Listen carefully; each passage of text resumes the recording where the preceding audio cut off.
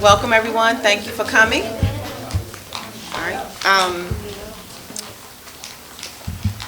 right. This is September 20th, Town of Fairmount Heights Town Meeting.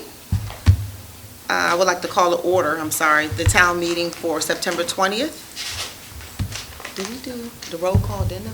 Salute to the flag. Please stand while we salute the flag. I pledge allegiance to the flag of the United States of America and to the republic for which it stands, one nation, under God, indivisible, with liberty and justice for all. Thank you. Have a seat.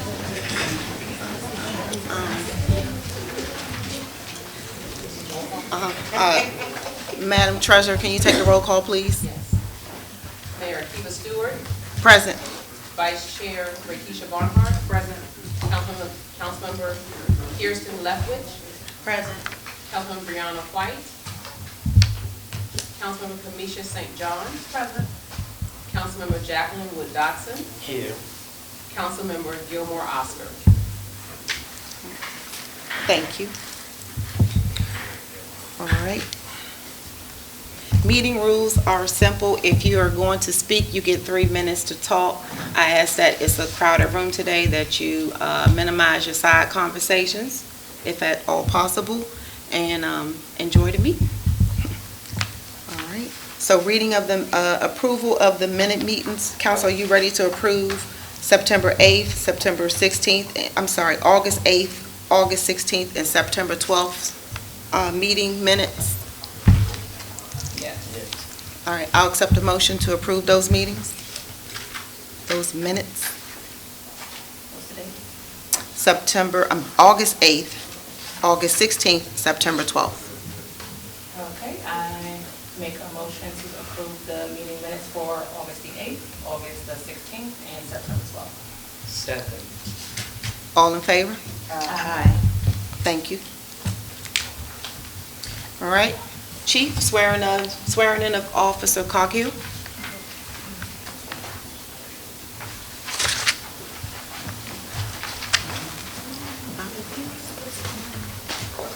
Did you have somebody you want to hold your Bible? Yes, my mother. Okay. Hey, Mom. Welcome everybody tonight to Welcome to Town of Fairmount Heights. Thank you for coming.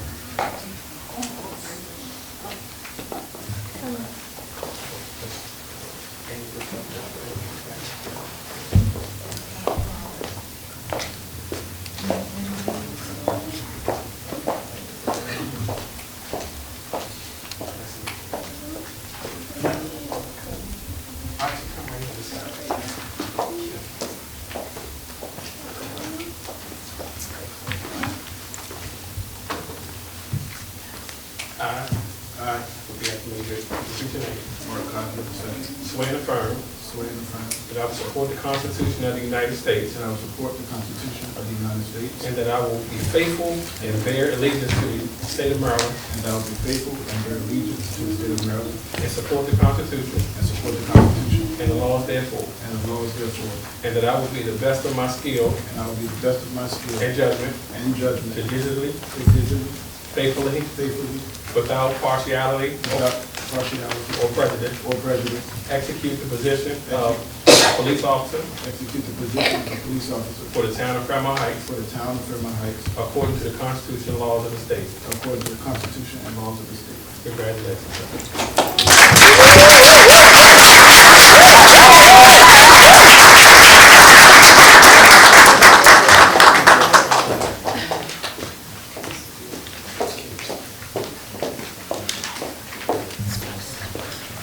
This is Mark's sister. She'll be pinning his badge on him.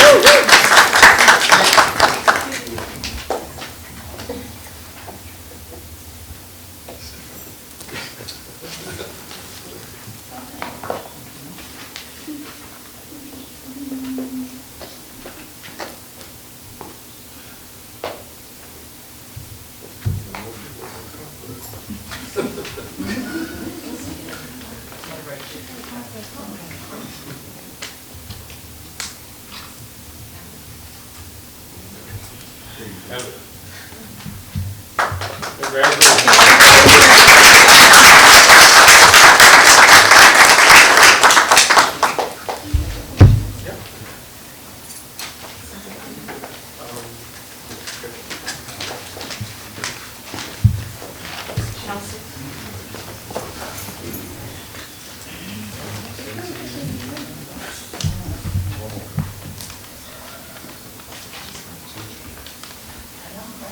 right, we gotta get one with the whole council.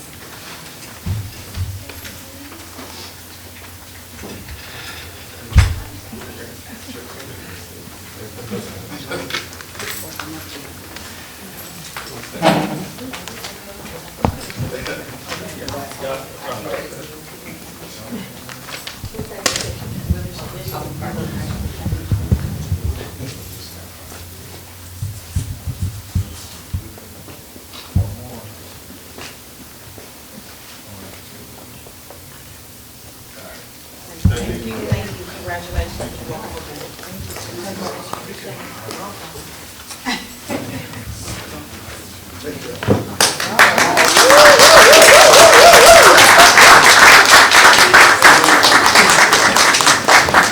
So family and friends of Officer Coghill, if you would like to take pictures with him, you don't have to stay for the rest of the meeting, but you can go out in the lobby. I just ask that you keep your voice down. Okay?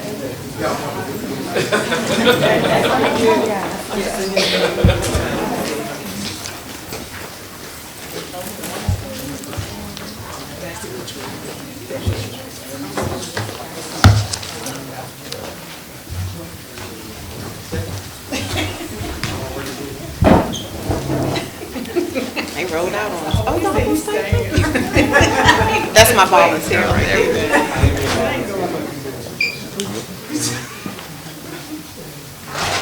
Thank you guys for coming.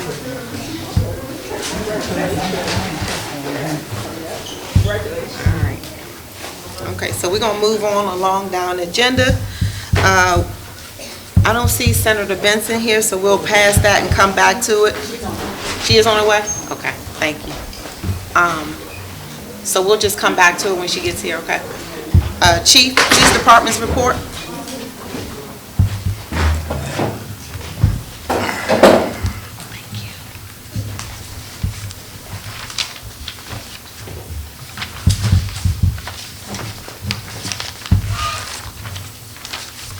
Good evening, council, residents, mayor.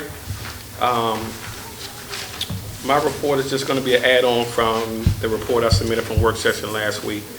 As a few different things that we have going on in the police department side. The Fairmount Heights Police Department will be taking part in active training with the Prince George's County Sheriff's Office Domestic Violence Unit, taking active classes on sex trafficking and prostitution as well. This is a free class for the officers that Sheriff John Carr has approved after a meeting with him last week. And we will be getting ongoing training in reference to domestic violence. Any type of domestic call that goes out in the town of Fairmount Heights, we are responsible for handling, and we need to make sure that we have the proper information and do the proper reports and to submit them and be able to follow up the progress on some of these ongoing domestic situations. We don't have a lot, but the ones we do have, it only takes one, but we need to be up to full speed in that category. The police department will also be participating in, let me back up a little bit. I'm not sure if the full council and residents know that today we had a student arrested with a handgun at Fairmount Heights High School. Even though that's outside of the town limits, it's still the Fairmount Heights name, and we take it seriously. So we just provided support to Prince George's County Police, who handled the situation at the high school. It was one gun recovered with a full automatic magazine with about 30 rounds in it. The young man is in custody though. Nobody was hurt. On top of that, they had a fight, which I think sparked the whole incident. So Fairmount Heights Homecoming is coming up. All Fairmount Heights Police Department will be participating in the actual parade of the homecoming and some other activities that we will discuss as we get closer to the homecoming event. Police Officer Dela Cruz last week initiated a traffic stop on 61st Street, 61st and Eastern Avenue, just beyond Paul's Liquor Store. Dark vehicle came out of the alleyway and went down the one-way street on 61st where Dela Cruz was sitting at, and he initiated a traffic stop. During that traffic stop, the individual was very hostile and very belligerent to all the officers involved, and refused to display his driver's license. At that time, he called his mother who has a family member who lives on Eastern Avenue. They came around, and he displayed an ID card only. He didn't have a valid driver's license. Once we finally obtained his information to run him through the system, this individual was wanted for attempted murder in Prince George's County. So he was taken into custody. He was turned over to Prince George's County Police Homicide Division in Oxon Hill, which Dela Cruz transported him, and we impounded the vehicle. So that was a great job done by him, and this is part of the enforcement that we're doing in the town in reference to people cutting through the town to get to the other side, speeding, going down one-way streets, running stop signs. This is part of the ongoing enforcement that we're doing, and we were lucky enough to take somebody who was charged with a very serious incident. And part of the reason why we didn't have to take him to the jail was because he may be linked to another homicide, and they wanted to talk to him immediately, so he was turned over properly to Prince George's County Homicide Division.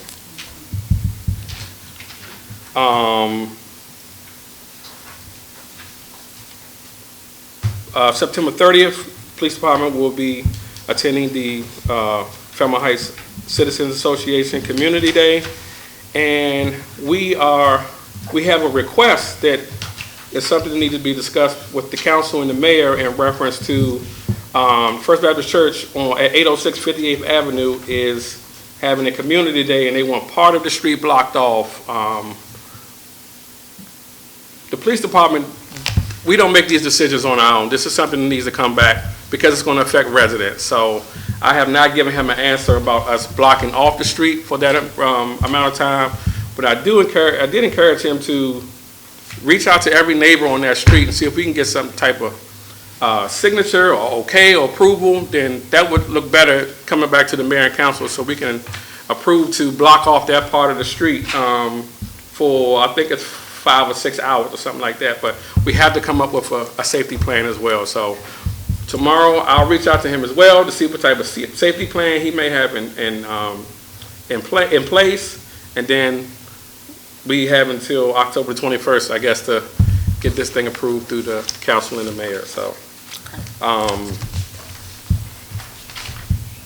the property at 707, I believe, is 60th Avenue.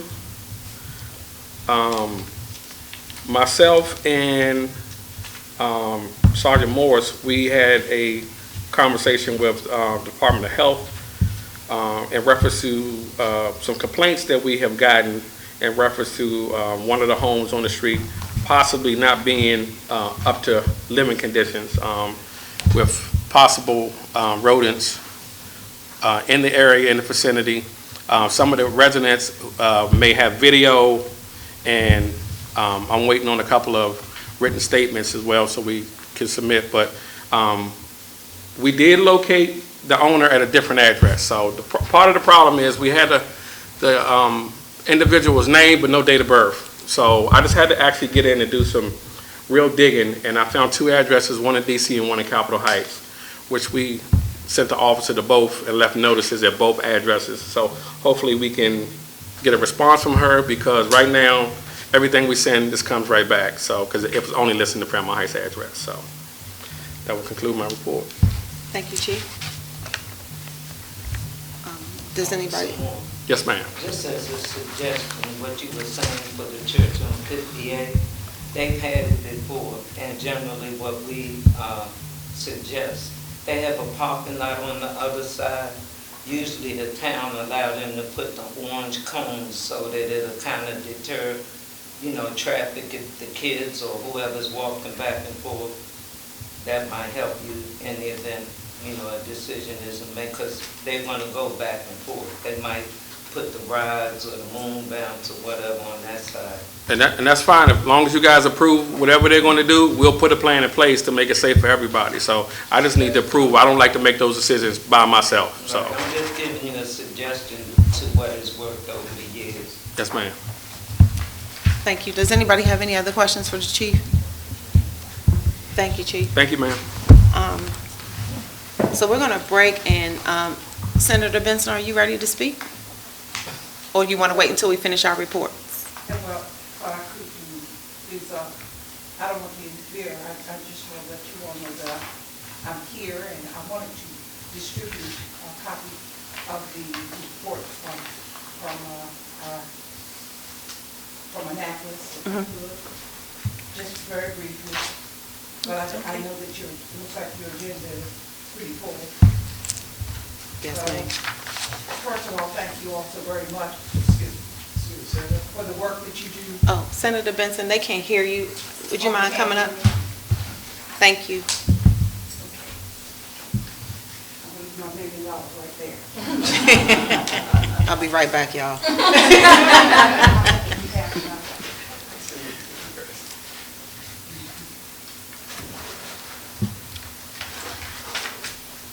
Yeah, that's it.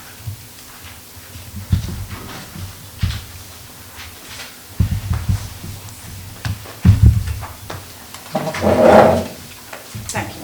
You're welcome. I want to tell you all, when I drive up here and park my car, I do think about Mother Luckett and so many of the people, Mother Wallace, and many of the people who were so instrumental in working here in Fairmount Heights. I looked over there and Mr. Gray, and it's just really something. Bring back some very pleasant memories, but also some hard-fought times here in Prince George's County.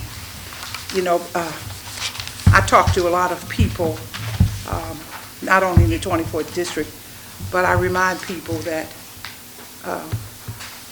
of the times that we stayed up all night long working to try to pull together a plan that would get us where we need to go.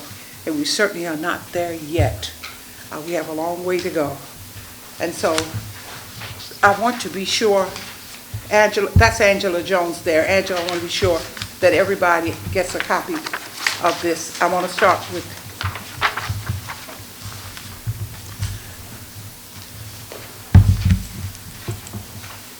Did you all get a copy? Not yet. She come.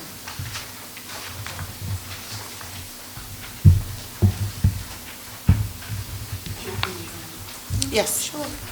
Thank you. Thank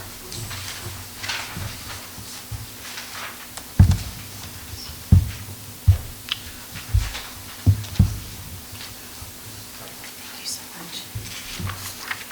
I want you all to look at the first page here and the theme. It says, "Soft is the heart of a child, embrace it." Many of you all know my background. I am an educator by profession. I spent 40 years of my life in the Prince George's County Public Schools, serving in just about every capacity you can imagine. And so when I made the decision, with the help of Tommy Broadwater and Wayne Curry, I said that I would put as a major focus trying to take care of children and senior citizens. And that is exactly what I have tried to do. I am still, even though I'm no longer on the Prince George's County payroll, I'm still working in schools for children. We had a meeting today in which we talked about the needs of children and the citizens in zip code 20743. If you look at it, the population in zip code 20743 is somewhere around 44,000 people. And I am continuing to put before the county the fact that we don't have a doctor's office, we don't have a grocery store, and they closed Bank of America on Martin Luther King Highway, and that continues to not sit well with me. So at every meeting, I have the opportunity, when I have the opportunity to speak, I tell them that I'm very concerned that more attention is being paid to inside the Beltway. I just want to let you all know that we have not recovered inside the Beltway as a result of integration. Integration did not do us well inside the Beltway. If you think about it, we lost a lot of our schools. Our children were bussed out of our community. I don't have to go through all of that. For those of you who are young and you were not here when all of this took place, I can tell you that it was very difficult for us to fight that battle to ensure that we maintained as much as we could of the history of Fairmount Heights and North Brentwood and some of the historical black communities. It was very difficult, and it continues to be a problem. It's very hard for me to talk about at points in time. Now, the session for us ended. This was our 445th session, and I want you all to know that I appreciate the support that you have given. I want to turn it to the third page. This was one of my most important bills, dealing with Senate Bill 959. It is very self-explanatory. This, we decided to have a program which was called the 529 program. And the program was designed to allow parents to have a prepaid program for their children, to pay into a program, into a fund, so that their children, when they graduated from high school, would have money to go to college. Well, we ran into a big problem with this plan, because for some reason, the money, while the money was not stolen, it was mismanaged. And so it created some real heartburn for those of us who, just so you will understand, I sit on Budget and Taxation Committee, and when we looked, we were just floored by the fact that the money had been mismanaged. So we had to go in and completely dissolve the board and everybody who was sitting in that plan. And so we did reorganize, and we gave the responsibility now. The plan is still operating, but it's now in the hands of Derek Davis, who is our treasurer. And so he had to go in and reorganize the program so that the money will be safe, and the parents who were looking for the money to send their children to college, we have found money and resources to make them whole so that they won't have a problem understanding that the money that was promised to them is in an account. And so the state, with the help of the governor, and we did have some funding that was left as a result of our budget, and we were able to ensure that those people who were hoping that their children would go to college with the funds that were supposed to have been allocated would have the opportunity to go on, and it would not cost them an arm and a leg. And I don't have to tell you all how expensive it is for our children to go to college. It's just shameful. It really is. At the top, you will see the accomplishment of the 2023 legislative session.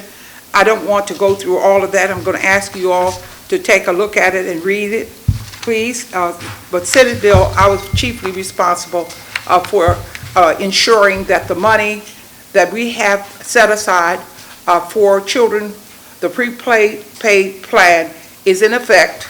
The money is solvent.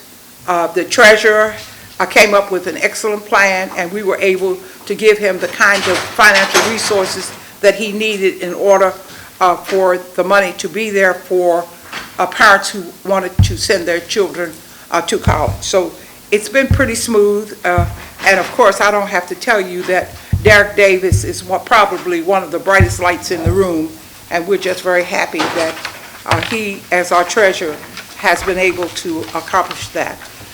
Cancer screening, many of you know that I am a cancer survivor, and what has happened, and I'm looking now at, if you all will turn over to the next page that talks about cancer screening.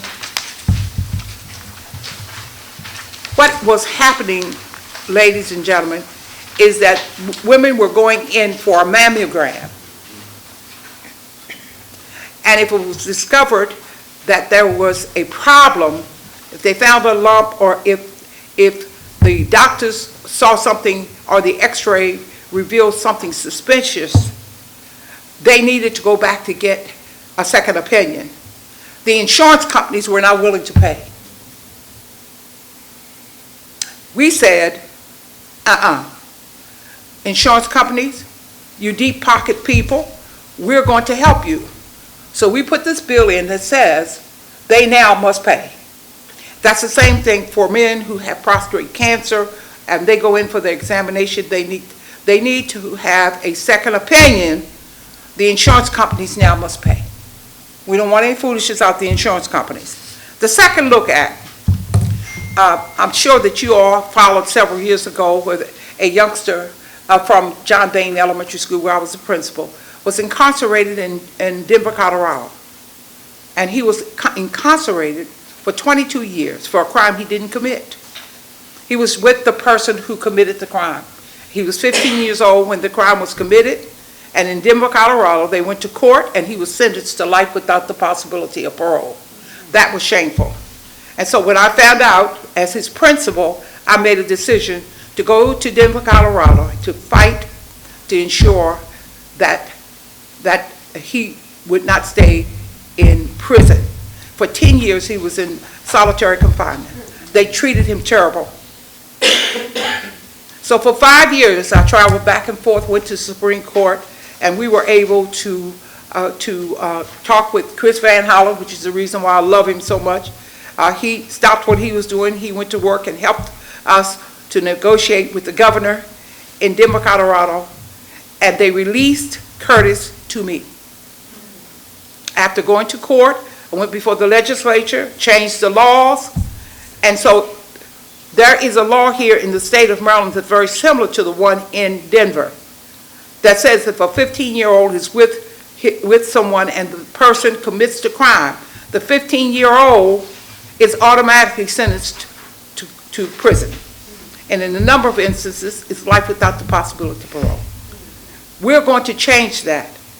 People who are incarcerated deserve a second chance. And this is what this bill is going to do. We want a bill to be placed in that will give people who have served their time, going to college. I'm looking at a number of correspondences that's been sent to me of people who have been incarcerated. They have degrees, they're doing very well, but they go up to be eligible for parole, and they're not given parole. That's crazy. So this bill will ensure that each person who asks for an opportunity for a second chance will be granted that opportunity. Medical assistance program, I don't want to go through all of that. I could stay here all night long with you all, but I know you all need to go to work. The caregiver tax credit, you all take the time to read that. If you have any questions that I can answer, you can always call my office. The bond bills of town of Capitol Heights, we gave them $2,000. No, it wasn't 2,000. 200,000. What am I talking about? Glenarden Police Facility gave them 400,000 because they are in desperate need of a police. They are in desperate need for a police facility. I'm telling you all, because they have taken on the shopping center where Wegmans is, and they have told us of all the things that are going on in that shopping center. And it's unfair, quite frankly, that the Glenarden Police now have to go in and assume the responsibility of making arrests in that shopping center. And they're saying that they spend an inordinate amount of time arresting people who go into Wegmans with a specific purpose of stealing. They said there are not too many days go by that they don't make an arrest. But and when they make the arrest, ladies and gentlemen, instead of them bringing them back to Glenarden, they have to take them down to Upper Marlboro, because the facility in Glenarden does not lend itself for them doing the booking and all the, or going through the process. We've got to do something about that. So we're in the process of asking the Budget and Taxation Committee, which is what I sit on, I've sent a letter to the governor, and we're looking for grant money to give them the opportunity to get a brand-new police station. The council, the Glen Arden Council, just gave $1 million toward the effort, and they have been just absolutely wonderful to work with, because we can't get anything done if we don't work together. Fairmount Heights, you all really didn't ask for any money. I said, I better give them a couple dollars. We should have asked for a lot more. Yes. Let me But give don't them worry, a couple that dollars act is here. coming very soon. Do not So we worry. gave you all 100,000, and basically, that's it in a nutshell. I am prepared to answer any questions. I want to tell you all that I'm deeply concerned about the Blue Line. You know that we work very hard and I'm telling you, when I say worked hard, I'm not kidding. We worked very hard to get that $400 million for the Blue Line, which is coming down Central Avenue. But it does involve Fairmount Heights and Capitol Heights and Sea Pleasant. Right now, the money is being expended up in the Largo area, and we're not liking it. Just give the delegates and me an opportunity, and the council lady, because we're working on it. We're telling them we want them to start here, right down here, please. That is why we work so hard to get that $400,000. $400 million, excuse me. $400 million is what we got. We put $100 million on the table for the FBI building. I have to tell you, ladies and gentlemen, I know that Mr. Lerner wants that FBI building at the Landover Mall, where Landover Mall used to be, of the Landover Shopping Center, but it's not going to happen. More than likely, it's going to end up in Greenbelt. We are working so hard.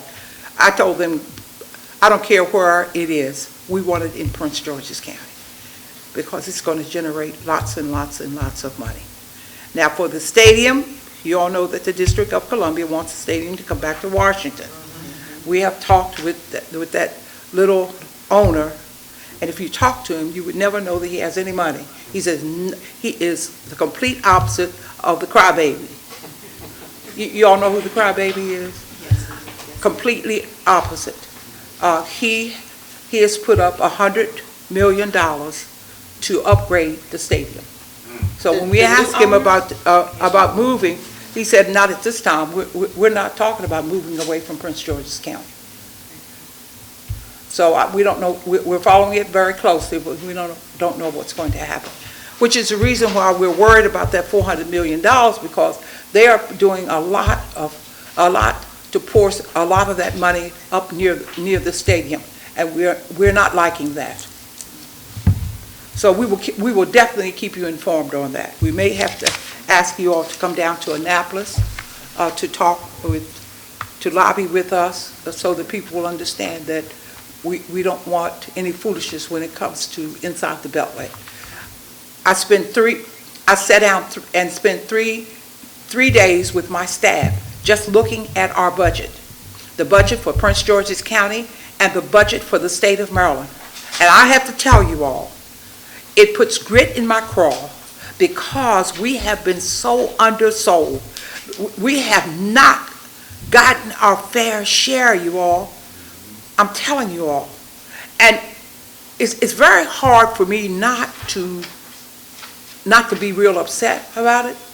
But I want you all to know that when you look at the budget, the state's budget, the money is going to College Park, it's going to Laurel, it's going outside of the Beltway. It's not coming inside the Beltway. So I'm stressing very, very firmly that as a member of the Budget and Taxation Committee, the only African-American woman sitting on that committee, that we cannot take that sitting down. So we're going to come up with a plan.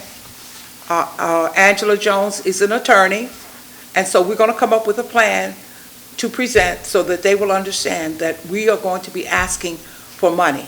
Now, I want to say to the mayor and the council, if you all have projects, I'm going to say to the people in this audience, if you have a project, if you have something that needs to come to our attention as it pertains to money, or anything, we need to know now. We don't want to wait until the last minute to get things done in Annapolis. We're going to be early birds. We want to put our agenda out early. We don't want to be fooling around and waiting around. And so if you have a bond request, you need to let us know so that we can put it forth. Okay? Yep. Does anyone have any questions? Any questions for the senator? Thank you, Senator Benson, for gracing us with your presence. We appreciate it. Well, I hope that you all will see me more often, but I have to tell you all, I've been in Annapolis, this is my 29th year. This has been the hardest summer that I have had. It's been very hard. We have people who don't have jobs. We have children right now, we have children that we had to find clothes and shoes. We've had to feed families. It's been very difficult. People having to find rent, foreclosures, all kinds of stuff have happened this summer. And we have worked 7 days a week. I'm there, I go to church, and on Sunday afternoons, I'm in Annapolis because the needs are so great and the workload is unbelievable. But somebody has to do it. I want you all to know that I'm not tired and I'm up to getting the job done. Thank you. Now, someone asked me the other day, Senator Benson, do you think you'll be retiring soon? I said, well, if I do, who's going to do what I'm doing? Who's going to do this? Who's going to do this? The harvest is plentiful, but the laborers are few. People, let me tell you, in this upcoming election, I'm asking you all, please do your homework. Do your homework. Look at those track records, please. Look at the track records. You leaving?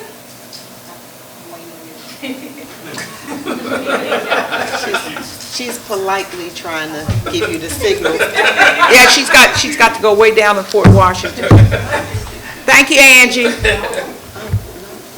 All right, thank you all very much. Thank you, Senator Benson. I'll just sit right here, if that's okay with you all. Okay, yeah, that's fine.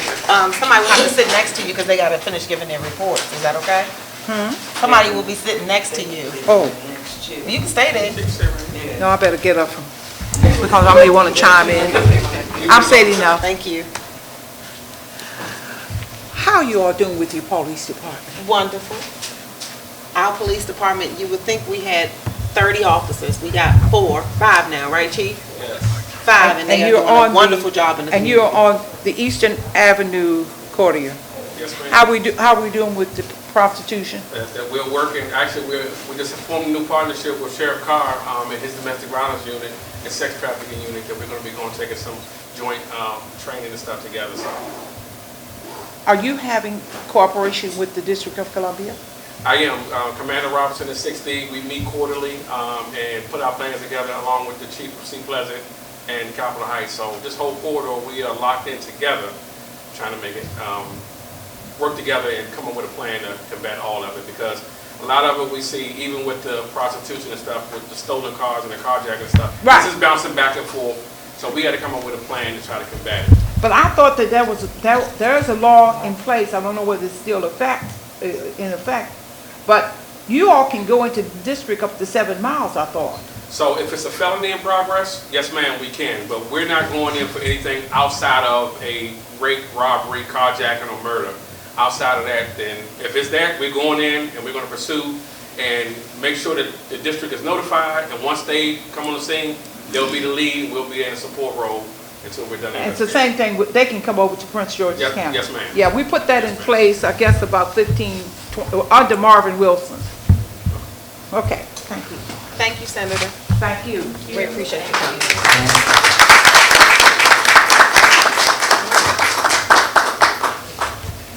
So we're going to move along and go down this agenda. Code enforcement's report. Do you want me to go over it? Just read, just paraphrase. I think the main part of the code enforcement report, I know part of it was dealing with that 707 property that we spoke of. So we put a health code violation on the property, You which just passed the report. which was posted, and it was then removed by whoever the leaseholder is on the property. That person is yet to identify themselves to us, and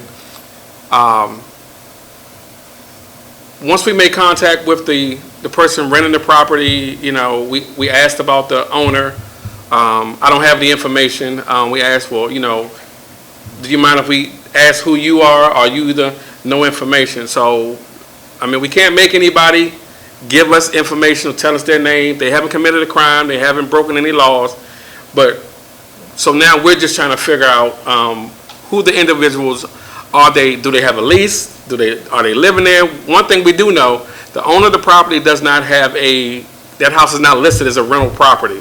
So they're in violation of that as well. So, again, today we found out, and we sent 2 notices to the 2 different addresses, one on Will Street in Calvin Heights and one in the District of Columbia. So we're actively just trying to track it down, but it's a few properties in the town that the owners, we have return mail come all the time, because when we send it to the addresses they have listed on their applications, the addresses are no good, including Mr. Hamilton.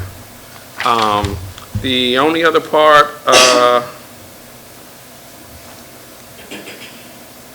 about that, it's been a few funerals on Sheriff Road. I'm not sure if you guys know. It's a church at the corner of Sheriff and Eastern. It sits outside of the town, but it's an abandoned house that's been used for prostitution, drugs, and all other types of activities. It was brought to Mr. Pinckney's attention, in which he informed them that it's not a town matter, but I did mention this property to Ms. Jolene Ivy, and that's one of the properties that she's going to look into. So I'll follow up with her tomorrow, but I also spoke with the commander of 6D. They did a neighborhood walk on the DC side yesterday, which they started at Sheriff and Easton, went all the way down to Addison Road. And that was part of the questions that they had. Were we responsible for the property? And I said, it technically falls under the county police and DPI. So Mr. Pinckney also notified the 311 individuals in reference to that address as well. It's a nuisance. It was set on fire before because there's no power, no electricity, so they were trying to do something in the house and it caught on fire. They came, but they're right back in there. So Mr. Pinckney put the Sheriff Road carryout has been closed on and off for the last week. They had some violations that they needed to fix, but I believe they got it squared away today and they're back open. So. Health code violations? No, they had some water that was leaking in the property, but you can't run the business like that. So. Okay. Yes, ma'am. Just wondering now that our police department has grown, is it a possibility that we could somehow develop a neighborhood watch, block captain, something? We have a lot of seniors. Myself is one. I live alone.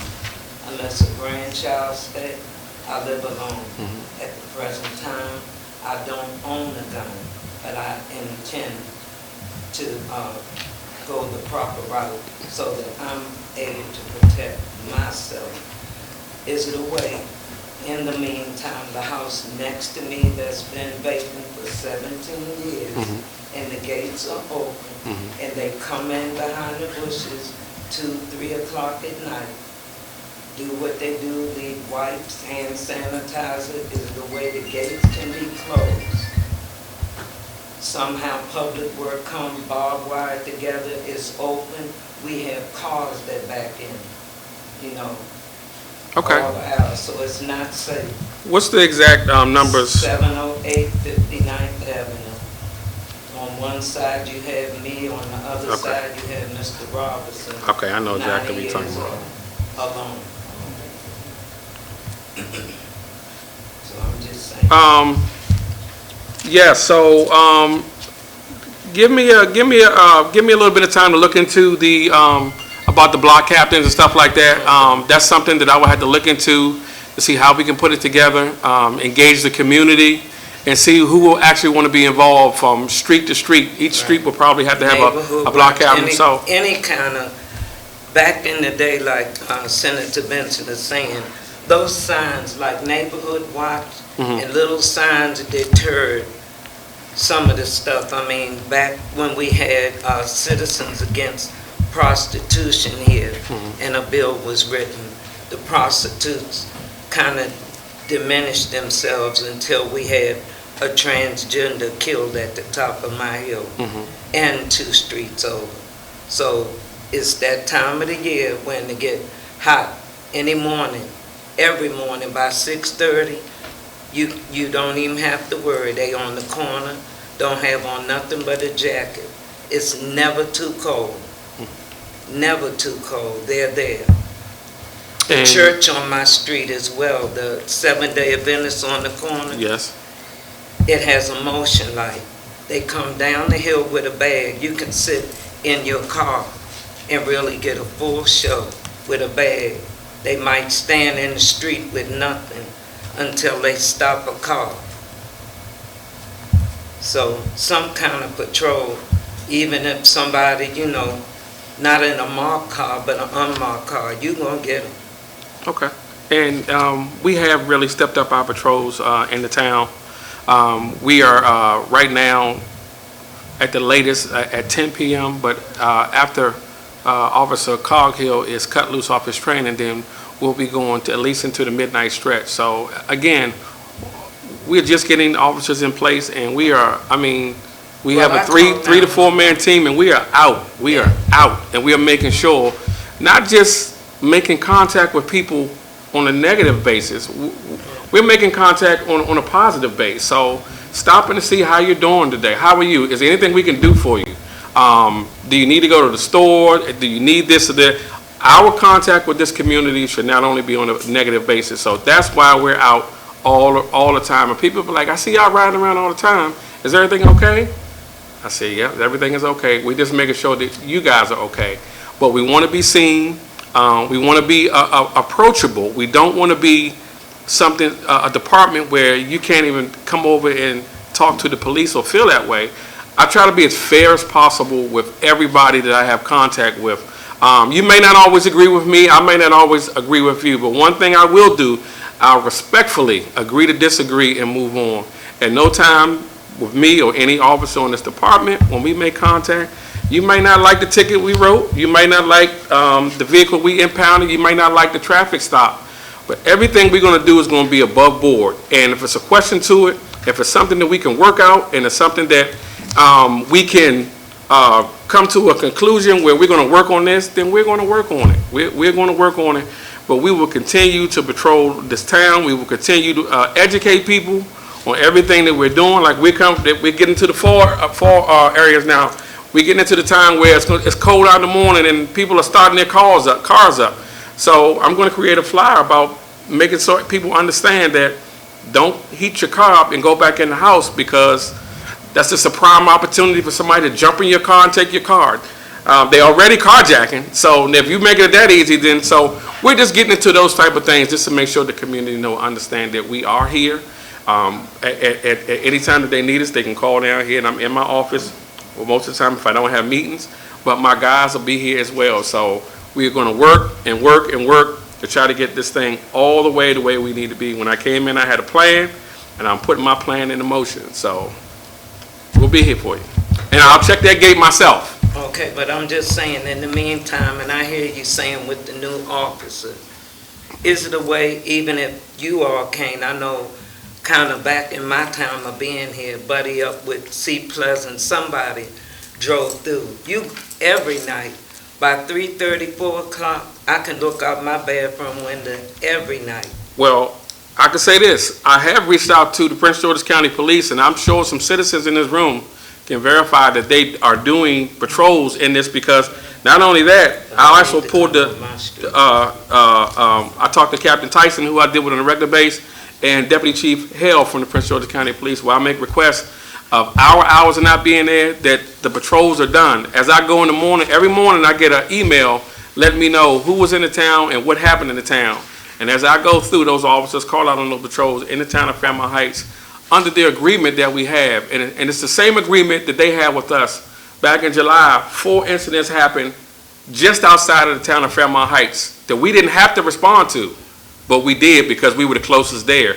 So when we're back and forth with them, helping them, and they're helping us, they're going to help us. I'll make sure that your street is mentioned when I go to Crime Stat in the morning, and just know that I look at the CAD report every morning when I come in the office. So today is Wednesday, so the last 3 days, we had 3 calls total in the town of Fairmount Heights. Every other call was generated by our offices, whether it was a traffic stop, a premise check, or something like that. Everything is, and people talk about, I'm not talking about everybody else's town and stuff. People talk about the crime rate. Our crime rate is lower than the city of Bowie, Greenbelt, Laurel, and College Park. But we're smaller, but we're maintaining it now. We're getting here, we're back. We're letting people know we are back in action. Just in So, the hours that the activity. I got you. That's all I got you. saying. Yes, ma'am. I got you. Unless you want me to take it I in got my you. hand. I got you. Are there Now, I don't want you to any take it in your other hands, no, ma'am. Are there any other questions for the chief? Thank you, chief. Yes, ma'am. Thank you. All right, moving down the agenda. Town managers report, please.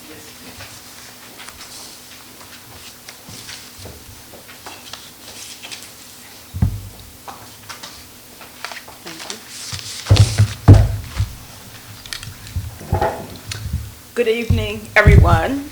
Our distinguished guests. I'm always honored to see Senator Benson, who's taught my siblings and my nephew and my niece. And she's had such a great impact on them, so I'm always happy to see you. Also, I would like to recognize that starting, I think it's September 15th through October 15th, the recognition of Hispanic Heritage Month.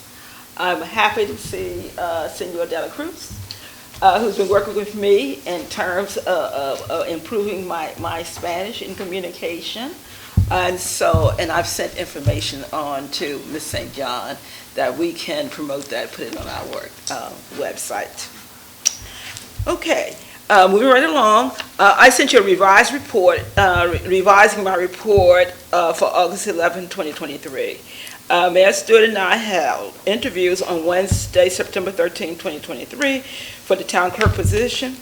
Chief Moore completed the background check on our final candidate, Mrs. Daniqua Russell. There were no findings as a result of his report, and I am working with Ms. Walker and with the mayor so we can present her with an offer letter. And we'll keep you updated on that. I'm hoping that we can bring her on as quickly as possible. In addition, Mrs. Priscilla Hodge, who current CSAP employee, will be offered a part-time position in the police department. Mrs. Hodge has demonstrated her ability to organize, her ability to be a team player, and I am really happy that this worked out in our best interest, that we look to make certain we get viable alternatives for the town clerk, and we can maintain Mrs. Hodge as well. The chief is also currently conducting the background checks for 2 additional laborers, and I want to thank you for that. In addition, I think Mr. Ortiz could not come in today. However, he's online. He is online. Okay, great. So he will be taking our minutes again for this particular meeting. Also, during this period, I covered the front desk and continued many of the services provided by the town clerk and the clerk to the council. I would like to let everyone know that there has been one event, a repass, and I'll send that information out to Mr. Cradle and others, and it's scheduled at the lower level for September 28th, 2023. I received some feedback that comments were made that they were not sure how we would continue because we're not set up to take money. But in working with Mrs. Walker and others, we learned the process really quick. So yes, we are open for business. Yes, we are taking any requests for the rental of the lower level. Public Works, Mr. Cradle, Public Works Supervisor. I want to go back to the police a little bit. My schedule is very flexible. 2 weeks ago, I was leaving, and this was on I'm gonna say Tuesday night. I was leaving around 7:30.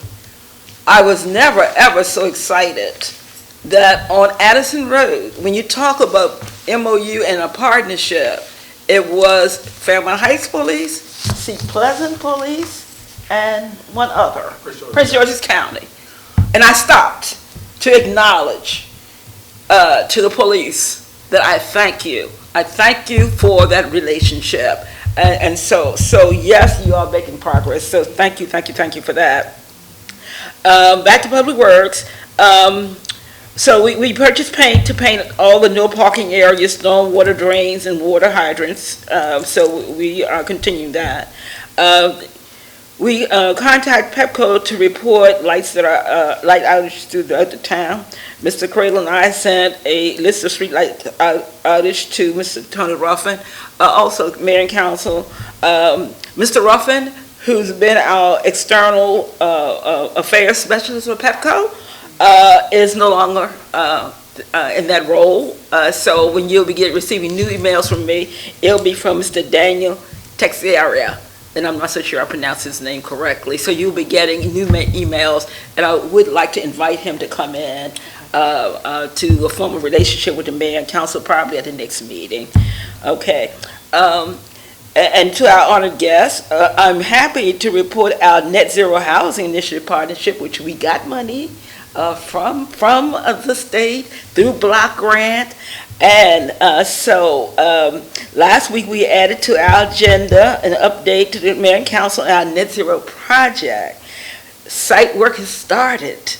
A ribbon cutting will be held on Friday, October 13th. And Stephanie and I laughed. We said Friday 13th, 2023, from 10 a.m. to 11:30. I need to get with you, Chief, because they have asked in terms of closing down the street. All neighbors are invited. Senator Benson, we would be honored if you could be at that event. So who do I contact? Huh? It's going to be at 60th Place. What day? Okay, on, what did I say? Friday, October 13th, from 10 a.m. to 11:30. You'll get an invite. Okay, all right. Okay. So, now, community and economic development, the Green Team will commence on Thursday, September 28th. Mrs. Lethbridge and I decided that to jumpstart the Green Team, we're going to have an in-person meeting. And this time, we're going to combine our Green Team meeting with our economic development.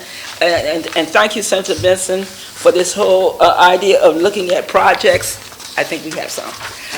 So we will present them to our committee and bring it back to the mayor and council. That concludes my report. Thank you. Are there any questions for Ms. Aruma? The council? Yes, ma'am. When it comes to Mr. Hamilton's location, exactly what's going on with it at this time? Mr. Hamilton is the bail bond service that's running Right. laptop. Right. So I'll speak on it a little bit. So Mr. Hamilton, of course, his property is labeled as a bail bondsman. It has not been a bail bondsman in years, according to Mr. Pinckney and other members. I have not been here that long, but the year I've been here, he has not been operating as a bail bondsman.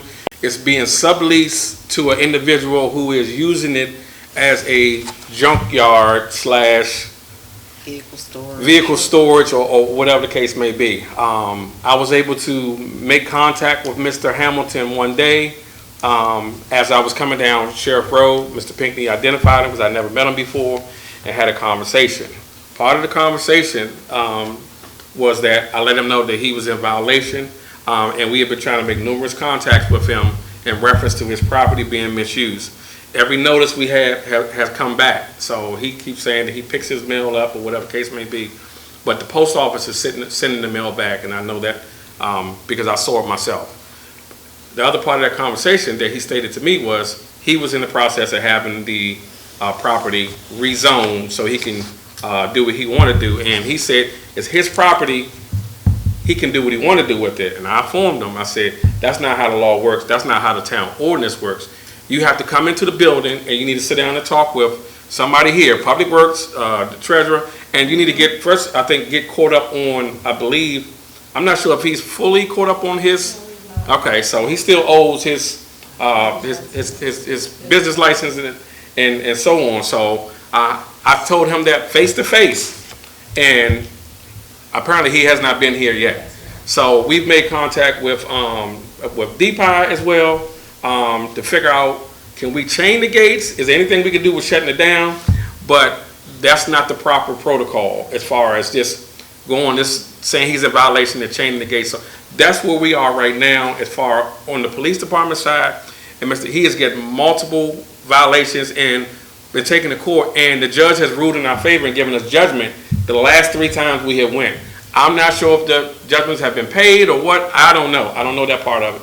But I know we are continuing to take him to court for every violation, and we are getting judgment through the court. So at some point, I don't know if it's something that the town can do a lien or whatever the case may be, but apparently we're not getting his attention, because I had a face-to-face conversation with him and the individual who was subleasing, who caught in the middle, because he's just saying, I'm paying my rent money to Mr. Hamilton.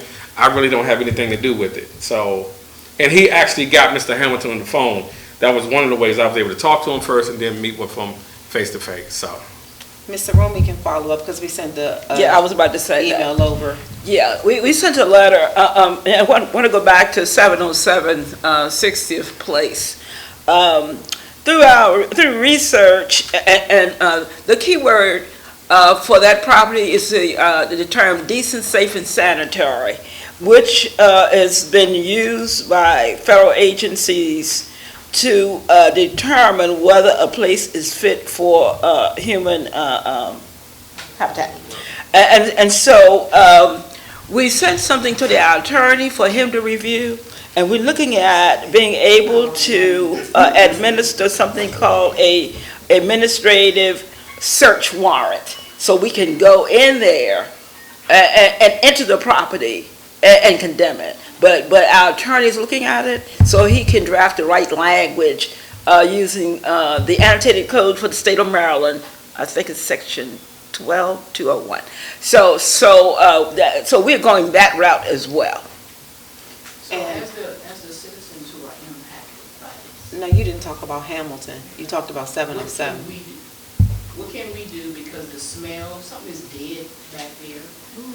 What can we do as citizens that are impacted by Mr. Hamilton? Can we accompany you all to court? What can we do to bring this to a resolution?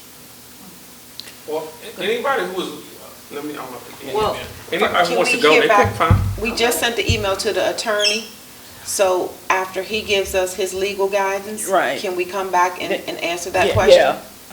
Yeah. Last year, I talked to Mr. Hamilton about accompanying him to court hearings, that maybe that would make an impact.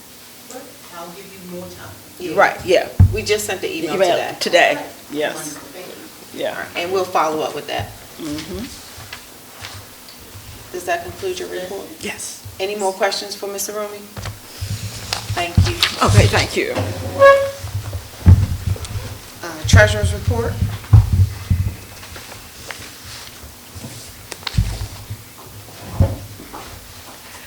Good evening, Mayor, Council, citizens, staff, Ms. Benson and Ms. Benson's staff.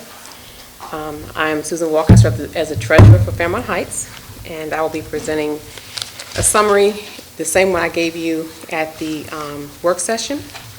So you have the report. I'm not sure if it's on the screen, but our total revenue as of the end of August, so our budget for the full year in revenue is $1,129,789. As of the end of August, we have received $76,772. That income is comprised of our general revenue, our intergovernment transfers, so the money that we get from other agencies for our property taxes, our income taxes, police aid, highway user, other revenue, which includes our revenue from our building hall rental, parking lot rental, fines and fees, and then also revenue from our police department. So that total revenue again comes to $1,129,000.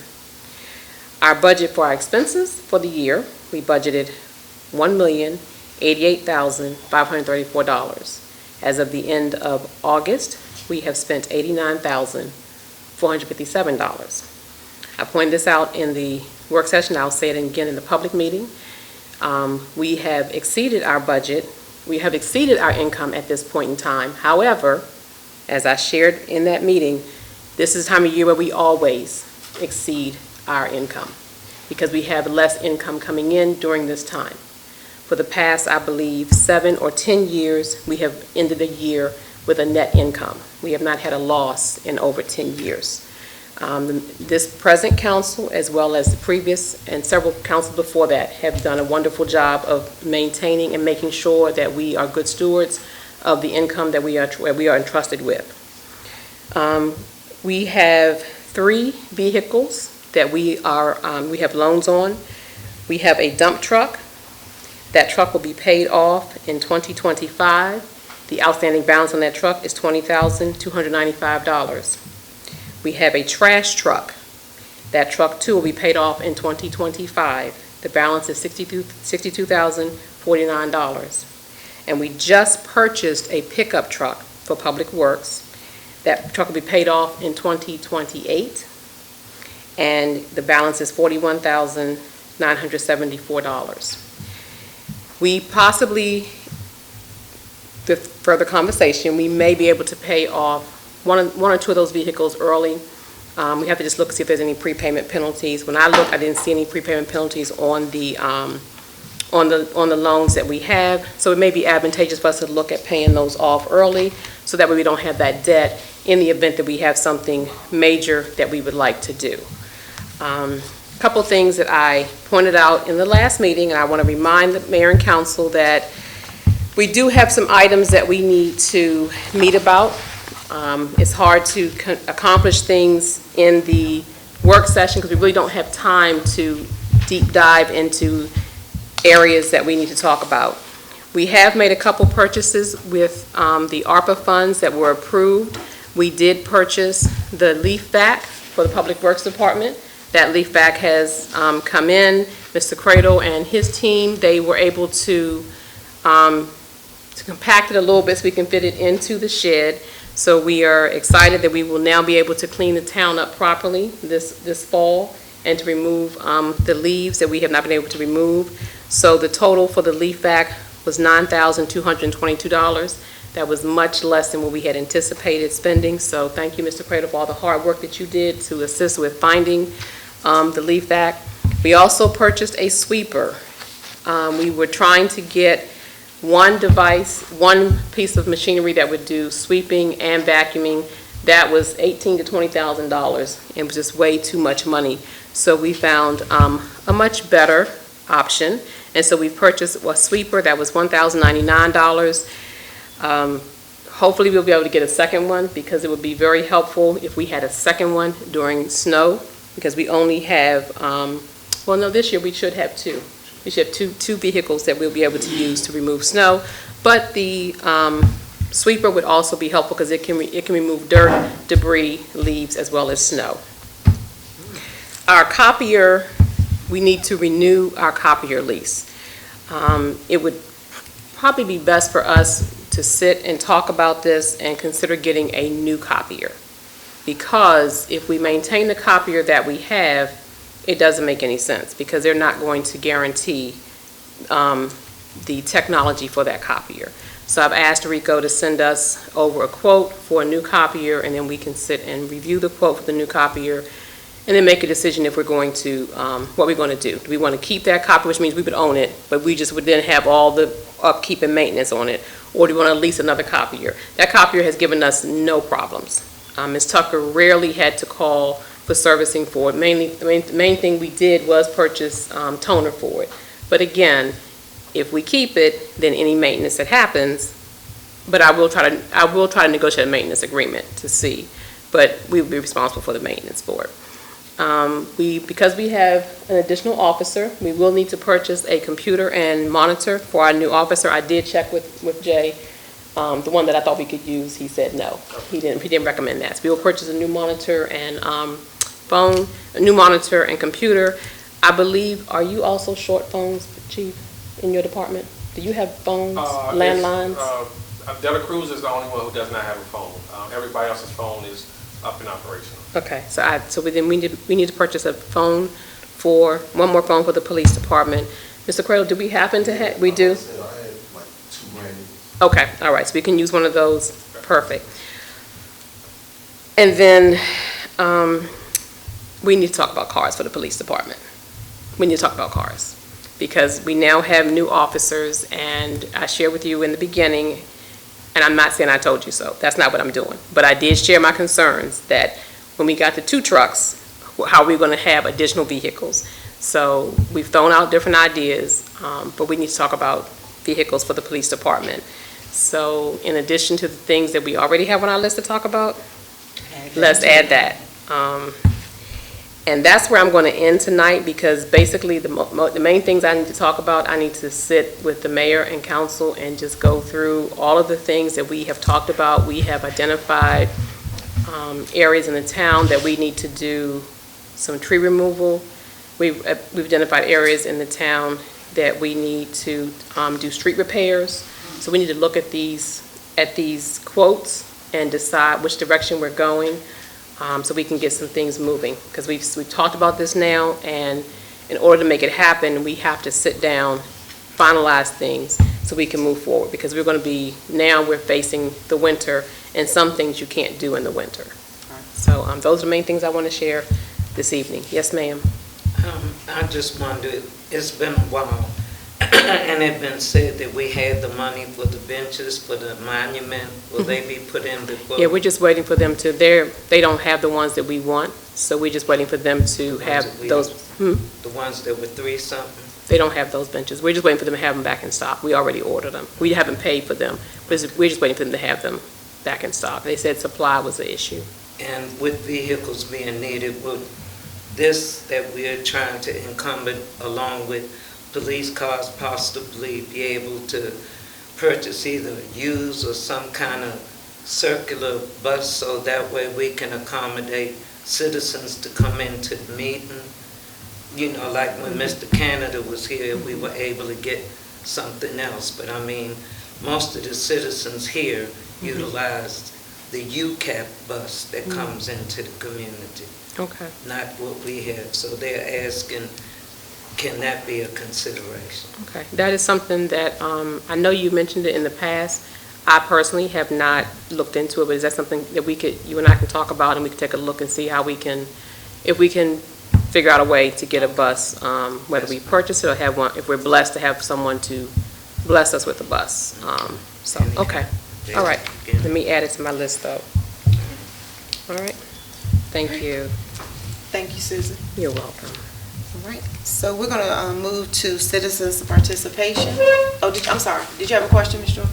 Yeah, Ms. Walker, Yes, ma'am. what about the code enforcement car? I never heard any more about that. The mayor and council made a decision to purchase the car for the code enforcement, so I just need to, once the car is identified, I shared information. I was asked to look up, I think it was a Chevy Bolt, and so I did share information on, I think I sent 3 vehicles over, and so just whatever vehicle is that they decide is the best one, and that's what we will move forward with.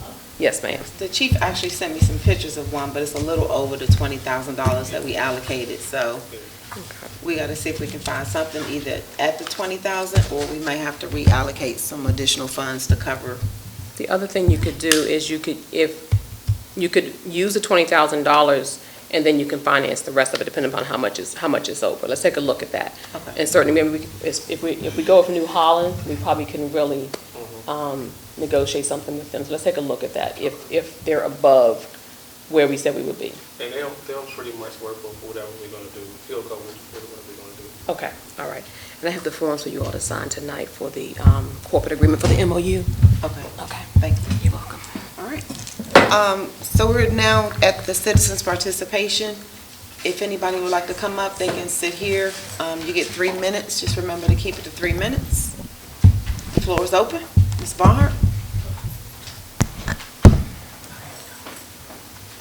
What's wrong?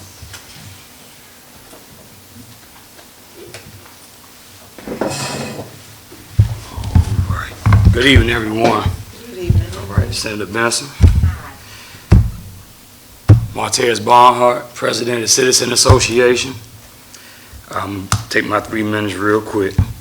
First, we want to make sure that we remind everyone about the event for the Citizens Appreciation Day on October. It's been a long week. Yeah, September the 30th. September 30th is from 3 to 7. Ms. Dawson had to correct me on that. So please come out and join us. Last year we did a community fish fry. If we're going to do something similar to that, we're going to have fish, chicken. We're going to also have a dish for our Hispanic population. We're going to be passing out flyers this week, putting them on people's doors so they can be notified, because we noticed in the last few months, excuse me, that flyers hasn't been issued in the town. So we're going to make sure that we pass out flyers for this event and any event that we do going forward to make sure that everybody get this kind of information.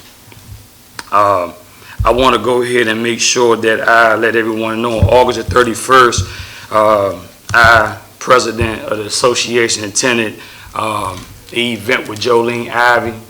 It was very informational. They had a lot of vendors out there. It was a food truck thing right there in Kitland. It was very nice, organized, well protected with the police presence. I did get a chance to speak to Congressman Ivy while I was there, just to get some information from him and pluck his brain with the wealth of knowledge that he had. And we talked about the future of Fairmount Heights, making sure that we incorporate some programs and some skill sets for our youth, and making sure that we put something in place to unify our community. So we exchanged numbers. He told me that he was going out of the country, so I had to get back with him. But I want to make sure that we tap into that, because moving forward in the town, we want to make sure that we cover all bases. We don't want nothing to be left out about how the town moves forward. And I think over the course of years, we focus so much about the government and how things are being ran with code enforcement, police department, that we neglect our youth. And we don't keep up with our seniors. You know what I mean? So I think that that's something that we got to focus on. I want to also make sure that we are giving the right information, that as a citizen association, we are a 501c3 nonprofit. So that means that we will be applying for grants, Senator Benson. I'll be coming for you, okay? I'm gonna take y'all to dinner. So we can go ahead and get these resources to bring back to the town. The town is behind. We behind in programs, we're behind in resources, and like you said earlier, we need to tap into that and do it now. This is the best time to start doing it. We need to start getting into this mental health thing. We need to start getting into programs to try to educate these youth, especially how to run the government and how to get into trade schools and things like that. So that's something that we're going to be focusing on. That's the conversation that Congressman Ivy and I did have about the youth. My next thing would be is, this question would be to the chief. Chief, we have a rising concern about, because you said something earlier about background checks. We want to know, what is the exact process with background checks with employees being hired in the town? And the reason why I'm saying that, you got to excuse me, we had an issue a few years back where we had a police officer that alleged raped a young lady in this building. Okay? So from that point on right there, we want to make sure that we cross our T's and dot our I's. Make sure that nothing like that happens again in this building or in this town. So I would like to know from the head man himself, what is the process as far as hiring people with a background? How's the background checks being done? Are you referencing the police department? I'm referencing employees that work for the town of Fairmount Heights. Public Works, it could be police department, it could be whatever department it is. Okay, well, those are all different processes. The police officer background is going to, the police officer background is going to be a little bit different than, say, Public Works or a town clerk or something like that. Right. our standard as police officers is held a lot higher than Right. somebody coming in to work around the building or whatever the case may be. Not to diminish that at all, but we're giving a handgun and authority to take somebody's freedom away. Right. So we have to do our due diligence. So you're saying background, we're talking about state of Maryland, we're talking about DC, we're talking about NCIC, which means it's a worldwide hit, which means that we also look through, see if anybody's ever been locked up, are they on the sex registry list? All of those things come into detail when we're doing criminal background checks. So, say for instance, somebody who was applying for the town clerk or Public Works, and they got locked up 20 years ago because they had 2 bags of weed. That's nothing that we're going to hold. They deserve a second chance at life and work and everything else. That's nothing that we're going to hold them, because for the most part, marijuana is legal to this day at this point. So we're not looking at that type of stuff. We're looking at who they worked for before, why they get fired, why they leave the job, if they had any drug problems or anything, have they ever failed a drug test before? Those are the important things that we need to know. On the police side, me as being a former investigator with the Prince George's County Sheriff's Office, I dig all the way in. Okay. And when I say all the way in, I mean, where did you go to high school at? Your first, when you went to the academy, who was your instructors at the academy? I need to talk to your instructors. I need to see what your character was and how you were. These guys that I have coming in here now, I know their instructor firsthand because he was a lieutenant at the sheriff's office as well. So once I did that and I matched what the report was from the instructors at the academy to what I said on paper, and they were high character people. So that's the only reason. I had a list of about 17 applicants. And those are the 3 that I got out of the 17 because they reached a higher standard with me because of what happened here in the town before. I'm well aware of everything that happened before, and we're not trying to go down that road again. Anything can happen to anybody. I can't say what's going to happen in the future with anybody, but part of the things is we put in new policies, we put in new standards, we put in new accountability. It's about accountability. My structure coming into this place, I came under Sheriff Mike Jackson and Melvin Hyde. Those were my teachers. So I'm well aware of how this thing is supposed to run. So when I'm doing backgrounds, and Mr. Cradle said, I got 2, and I come back and I'll be like, one's good, but the next one's not. If the clerk position comes through, and I'll be like, what's your other candidates look like? So I'm going to give it to them straight up and honest, but there are 2 different systems of background checks, and ours is a lot higher standard than somebody else in a civilian position. Right. Okay, so I guess I'm gonna go straight to the point with this. So we have concerns about our Public Works Department, and we have a turnaround with employees. Now, we know in the past we had a Public Works employee that got into an accident right out front of the building here. And then we also have report that one of the Public Works employees was leaving out the liquor store one day, getting into the town's truck. And then now we got a turnaround. So my question would be, a direct question would be is, what is the procedure or what is the policy for background checks for Public Works? So let me back up a little bit, because the one matter you're discussing is a personnel matter, which I'm not I going to dive into that. I got you. But that individual was here on the job. If somebody's here on the job and they struggle with an addiction to alcohol or something like that, the first thing is to find out whether he needs help. If he needs help, then let's get him the help that he needs, opposed to just firing him and get rid of him. That's why he was probably here, and whatever the case may be. We take those steps. Even if it was somebody on drugs, if somebody's addicted to drugs, our first obligation is to make sure he's okay, and if we can get him some help to try to help him recover from that addiction. Now, whatever the town policy as far as Public Works, I'm not into that. I'm the police chief. Oh, okay. So Public Works have their policies and what their standards are, but on my side, you can't be under the influence of alcohol or drugs while you're as a police officer. That's not, because we carry weapons. That means somebody would be placed on administrative leave pending an investigation. Okay, so like I said, that was a direct question, because our whole mission is to make sure that the community is safe at all times. Absolutely. So I understand that you got some people that might have some issues. We all have had some issues in the past. I've been in trouble before myself, okay? Mr. Barnhart, you're over your 3 minutes. Well, Mr. Rooney took 15. That's why my thing was going on. I apologize if she was over there. And Senator Benson? Oh, okay. So I'm just gonna say this and I'm done with it. We are concerned about any employees that's hired in the town to make sure that the citizens are safe at all times. We're asking for grant money, we're asking for bail bond money, our equipment is not, we don't even know what the policy is about being signed in and signed out. We got folks going to the liquor store and town truck and stuff like that, and we want to make sure that everyone is safe. Okay, and I can answer a little bit of that. I have told the town manager and anybody that works here, anybody who wants a job here, we're running a background check. How far back you go? Chief? Well, depending on, you want public works? Yeah. 7 years. 7 years. So we are running background checks on any potential employees for the town before we hire them. Okay. So we are taking that necessary step to make sure we don't get a repeat. Well, we hope so. Thank you. No, we are. It's not a hope. We are. We're doing it. Thank you. Any other citizens would like to participate?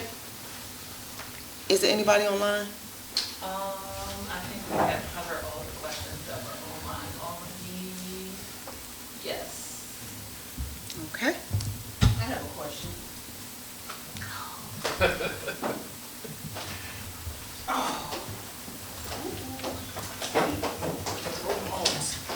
All right.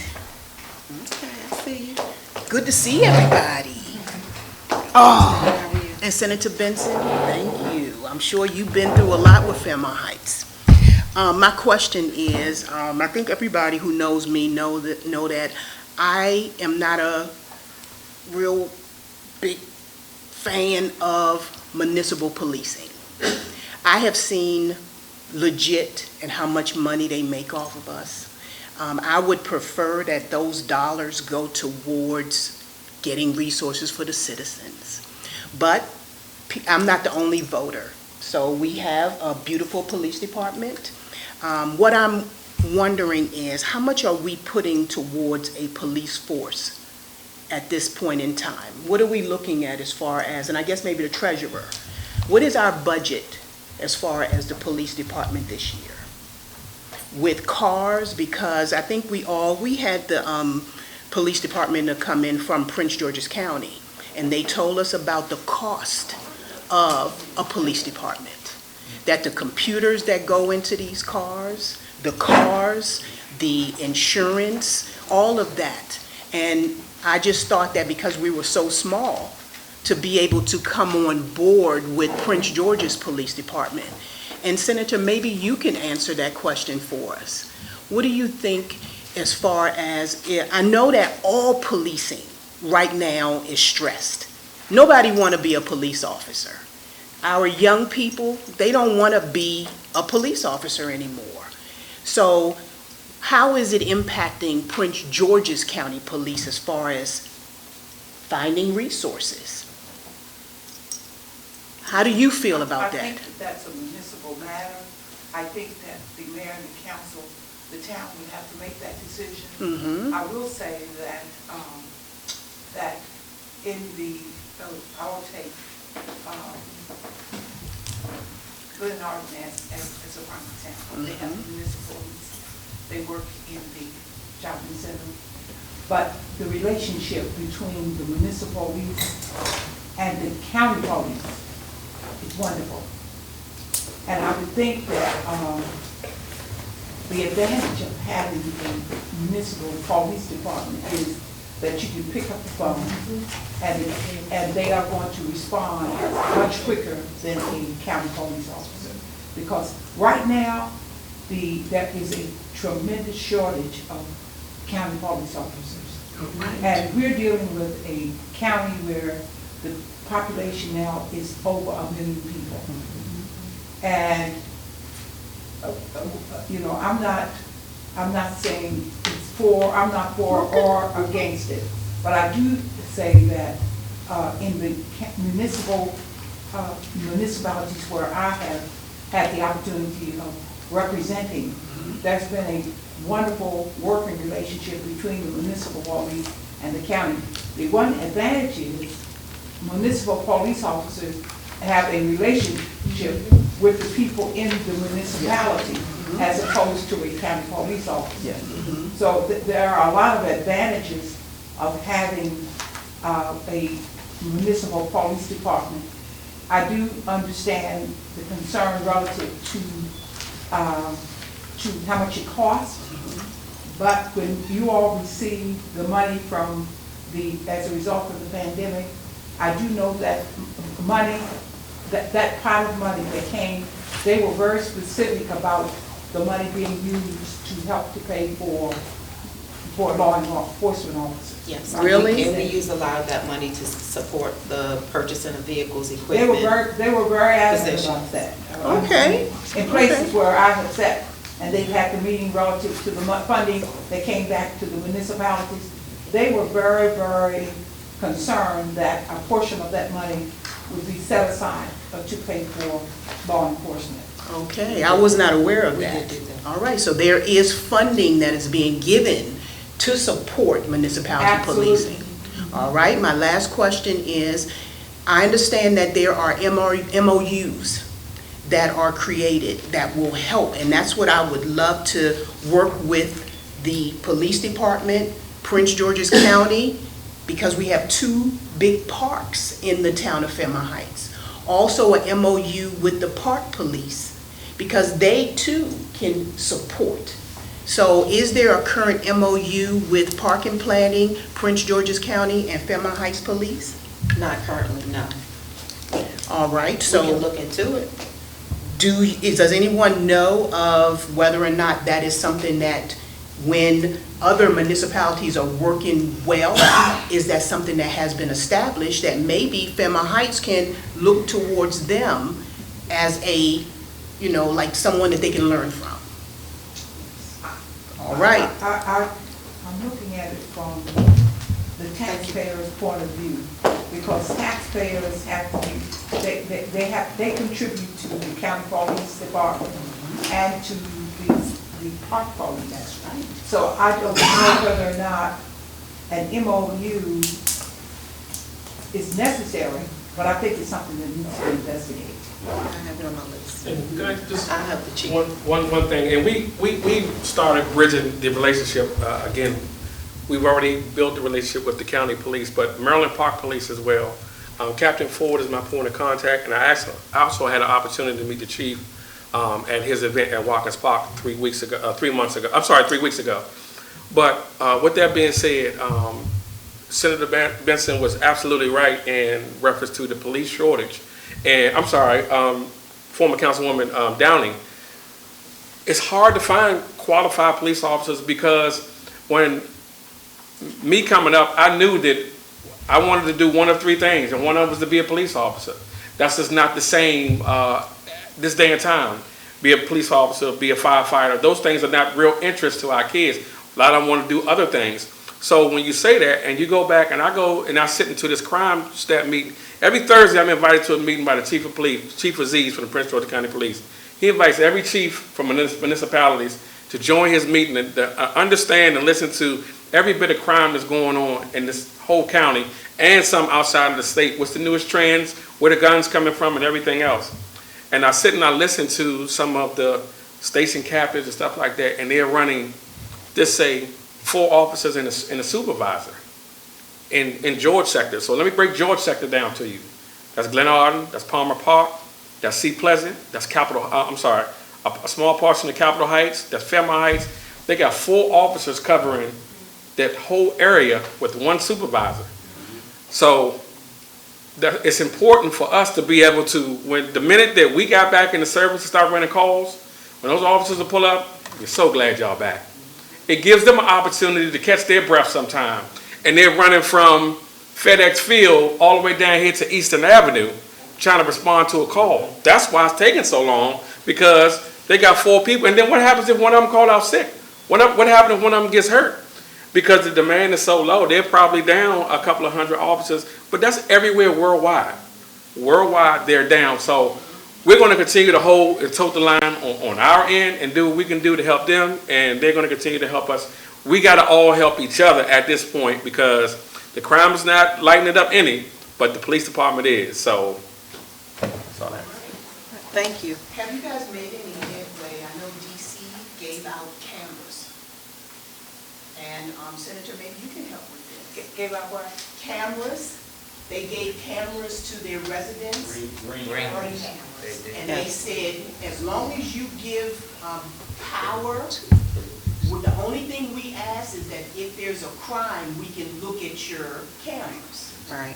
What I would like to know is there anything taking place in Prince George's County to help with that? Because I think that will help the police. I can answer that. So I've been working with the CDC, and they have agreed to purchase 100 Ring cameras.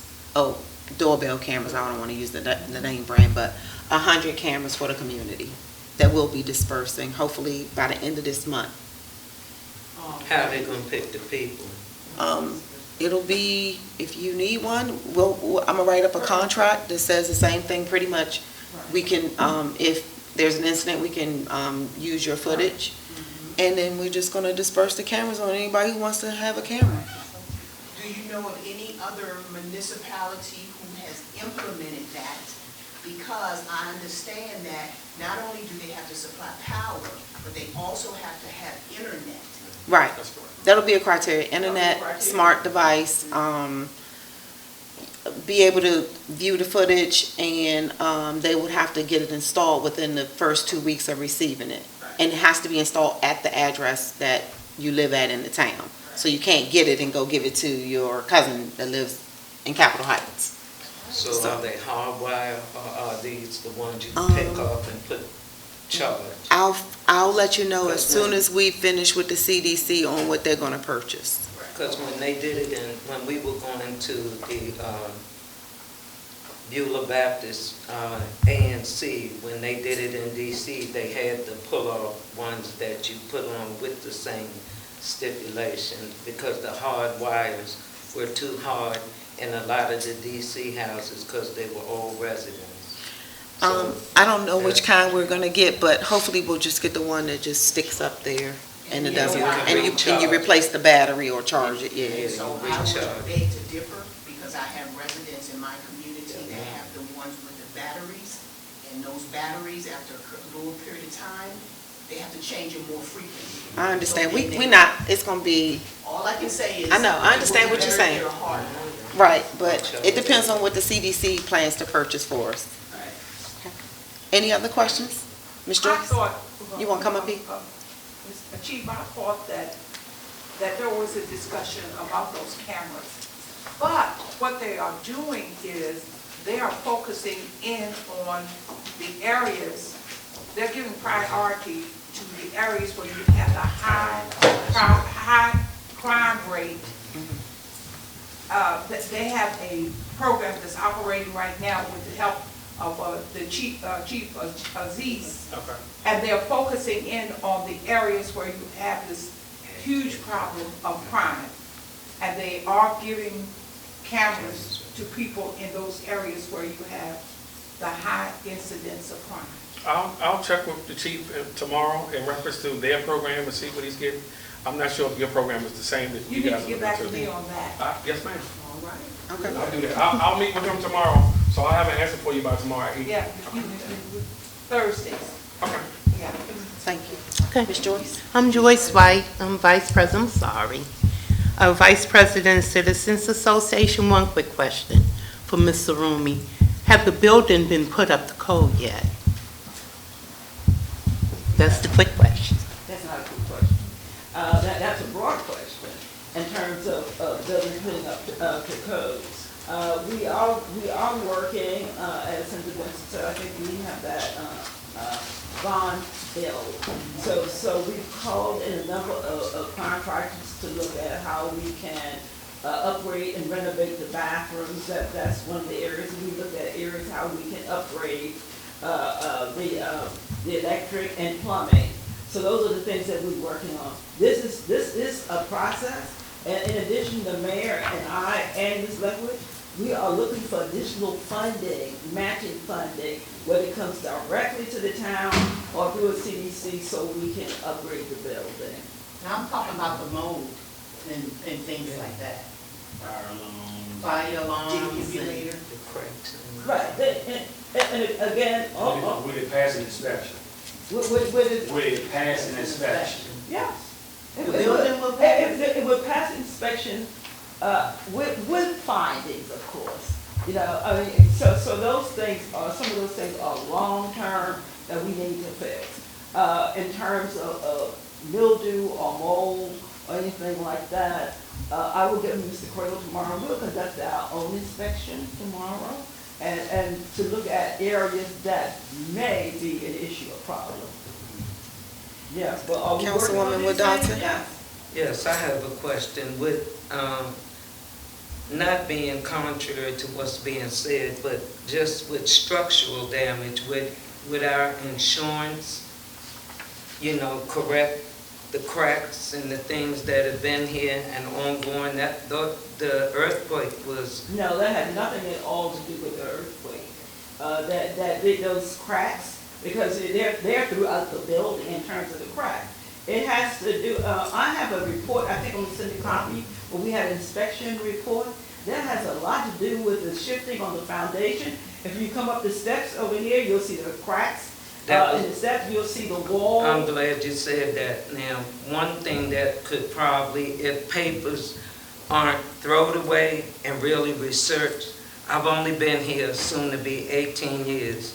The 2 trees out front, the roots are part of the plumbing damage and the cracks right in the sidewalk. So if we get rid of the trees and put root rock, we'll probably be able to save and work this building a little longer for the residents to have somewhere to come. Because that's a lot of what caused the structural damage. I'm not trying to be contrary to what you're saying, but I just waited because that's the same thing that's repetitive. And the earthquake is when I was here, when the wall cracked wide open. And we've been dealing with that crack since, do you remember when the earthquake was? Because it did it to the houses and everywhere around here.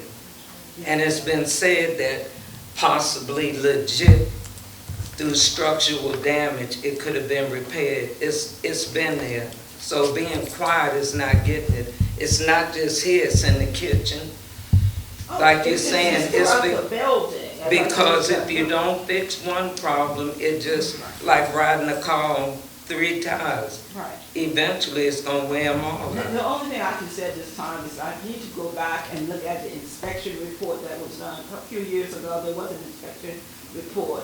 I'm going to look at it and see what they're recommending. And in addition to that, we need to put together a plan. I think I asked if we could put together a comprehensive plan by an engineer to recommend all the upgrades and the renovation need to be done to the building. Well, that really needs to come to pass, because that's we're going to need that information if we're going to request money from the state. Absolutely, we will. We have to have that information. So let's, now we're under old business, webpage, Councilwoman St. John? I'm sorry, before I go, was there anybody else, any other citizen participation? Okay, thank you. Thank you. All right, good evening, everyone. So in regards to the website name page, last week during our work session, basically brought up, as we're undergoing the website redesign, we had a lot of things that I discovered just in terms of old data that's up there, programs that, sorry. Better? So in last week's, no? Now? Oh, there it is. So in last week's work session, I kind of brought up just discovering as we're going through the website redesign, we did have a lot of old data up on the website in terms of programs, things that had deadlines of like 2020, 2018, things of that nature. So kind of just revisited that with the council, and we did decide that we would move forward with getting those things removed. So I'll start working on that next week. And that's it for that update. Thank you. Retreat, Councilwoman Wood Dawson. Yes. It's to my understanding that SLK already gave you a quote. The other two quotes are still coming in. Jamila Wood, Delegate Jamila Wood, she's in Dubai. She will be giving you a quote when she returns. Reverend Gail Addison, that's over the armor bearers in Bladensburg, she's sending in a quote. And again, she'll be sending in one. She's out the country. But they've all been given the request to have the retreat, and they know the importance.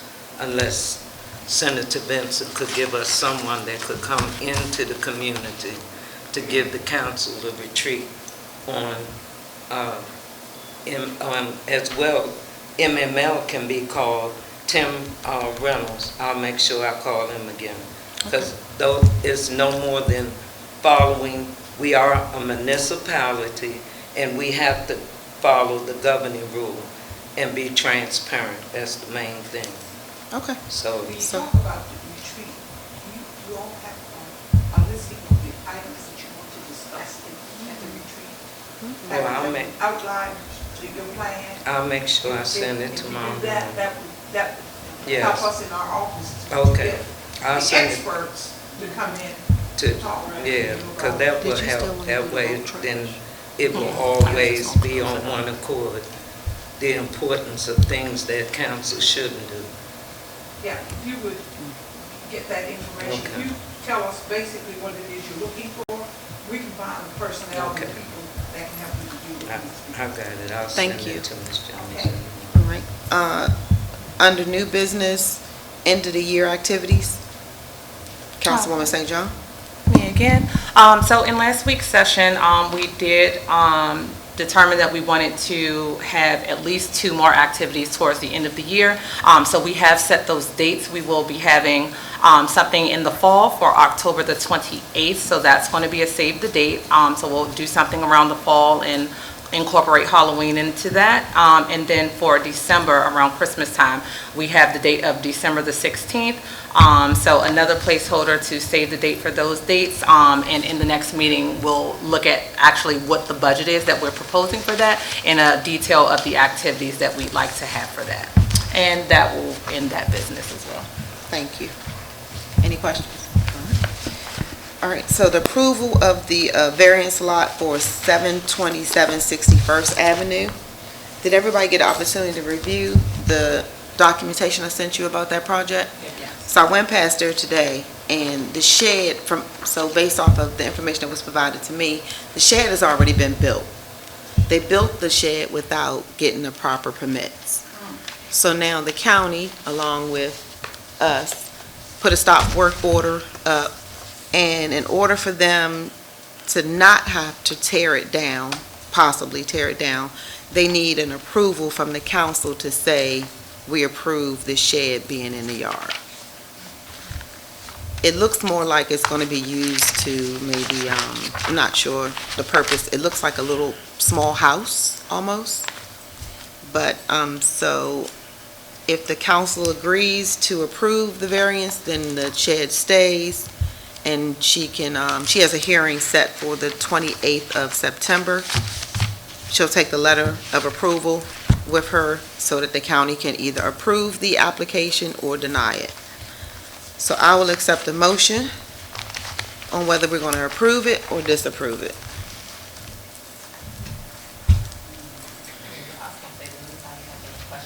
Yeah, does anybody have any questions? I'm sorry. Do we know if, do we think it was like maliciously done, or she just had no idea that she had to go through the process to go through those channels?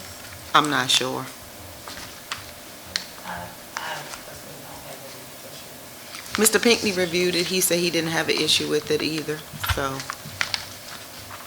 I'm fine. All right. Have an issue with it as long as, Mr. Pinckney. Okay. So I'll accept a motion to approve the variance. Was it rezoned for residential? It's all her documentation said was a shed. I provided you No, with, I'm saying in front of the shed, is it residential or? it's her backyard. No, that's not what I'm saying. The other structure, all, what used to sit on that lot was a little church. I'm asking, was it changed from the zoning, which was a church, to a house, to now we need a shed? I didn't do that research because I was only concerned about the shed, but how long has the house been there? Do you know? Do you recall? It's probably, you talking about the little brown structure that's in front of it? No, it's the house. She has a house and then she has a shed in the backyard, a And big a big shed. parking lot. No, there's no parking lot. It's just a backyard with a shed. On what? It's on 61st Avenue. 61st Avenue. Okay. Okay.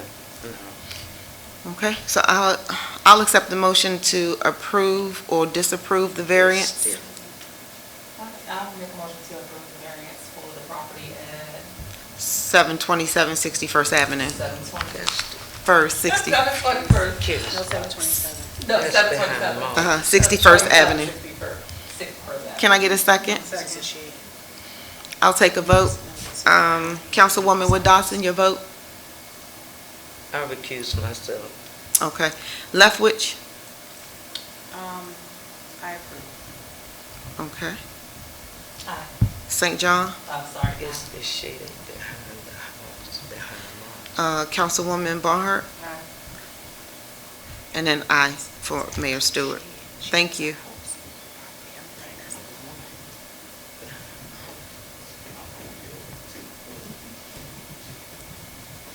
All right, that's done. Speed humps, Councilwoman Wood Dawson? No, if you remember, we corrected that, and you said Okay, it so would be we don't next. have to address it? I can remove it from the, scratch I it? didn't put it on here. Okay. We dealt with that in the work session. if I Police remember. patrols, you had that on the agenda That too. was, But Chief wasn't here, so you didn't get to ask the questions directly to him. and he answered that today. Okay, thank you. Parliamentary training, I am in the final stages of confirming that training with the treasurer. And it's a 2-hour session for as many people that want to come, so I'll offer it to anybody who works for the town and all council members to attend this training. And I'll have the documentation for you guys in the next few weeks. And I'm sorry, is it for the training again? Parliamentary, how to run meetings. Is it open to citizens and I will open it to citizens if you would like to attend. I most certainly will. It's $400 no matter how many people show up. We got people on? No. The town is going to pay for the training, but it's for it. How many days? It's just a 2-hour session. Perfect, thank you. All right, and I will definitely put it out in the community. All right, so let's do reports. Ooh, y'all, it's been a busy month. So, on Wednesday, September 6th, myself, Councilwoman Barnhart, and we attended the Legislative Black Caucus for Prince George's County, the town hall event. They discussed policies impacting our community. It was a very nice town hall. On September 8th, myself, Councilwoman Leftwich, met with lobbyist Ivan Lanier of Greenwell Company to discuss how lobbyists can help the town in receiving funding from the county and the state. I also met with Tony Perez, another lobbyist, to discuss the same type of services. They're both going to present proposals to us. I think the town could benefit tremendously from a lobbyist. On September 11th, myself and Councilwoman Leftwich met with the CDC to discuss the $780,000 grant they put in for or are applying for. The grant will be used for operating costs necessary to form an interagency partnership with the town and increase affordable housing and development of mixed-use projects throughout the town. September 14th, I attended another event with Senator Benson. In attendance was Senator Benson, Delegate Harrison, Alston, Lewis, and all the other municipal mayors. and we talked about various situations or problems that's impacting our community. She went over the same stuff she went over with us today. That was a very good meeting. I advocated for money for a new town hall for us, new lighting and street repairs, and I was told that we have to write up a proposal. So myself and Mr. Sarumi will be working on those proposals so we can get some additional funding. On October 5th, along with myself and the Citizens Association, we'll be doing a community forum down in the basement where we're going to ask the citizens to come out and address any concerns they have in the community. So I encourage everybody to come out. That's October 5th from 7 to 9.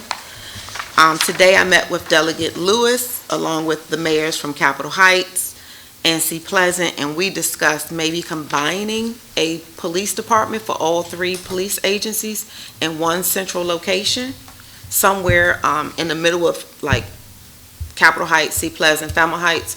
So we're going to be working with his office to identify a potential land that we could get and get funding to build one police department to house all three agencies. Mr. Rumi already talked about the town lighting.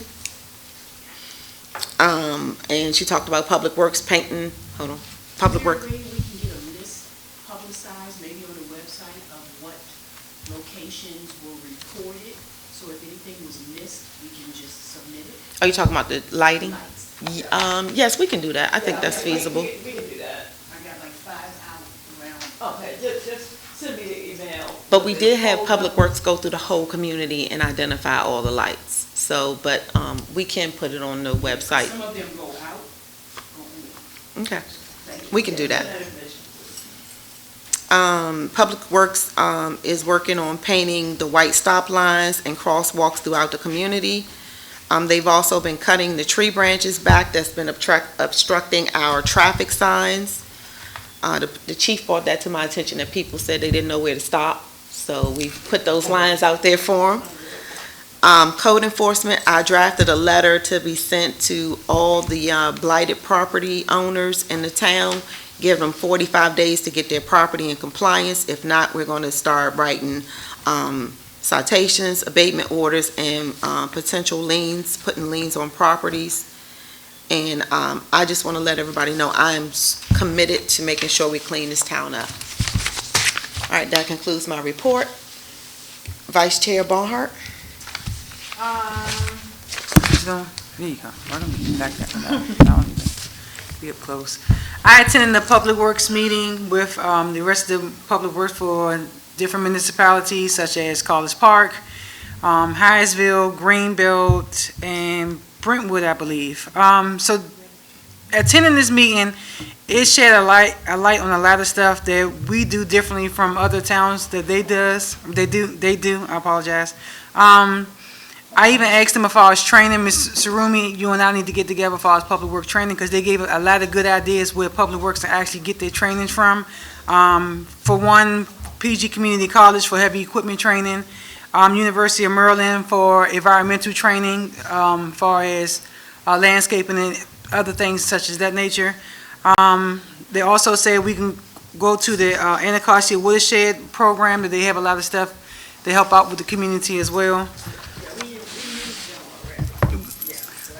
And she's supposed to, Leslie Carr, that's the Hyattsville Director of Public Works, she's orchestrating a lot of meetings with the Department of Public Works from all over, and we all gather together monthly and have meetings. In regards to events that's happening, District Heights is having the power in the park for our utility programs, energy assistance, electric cars.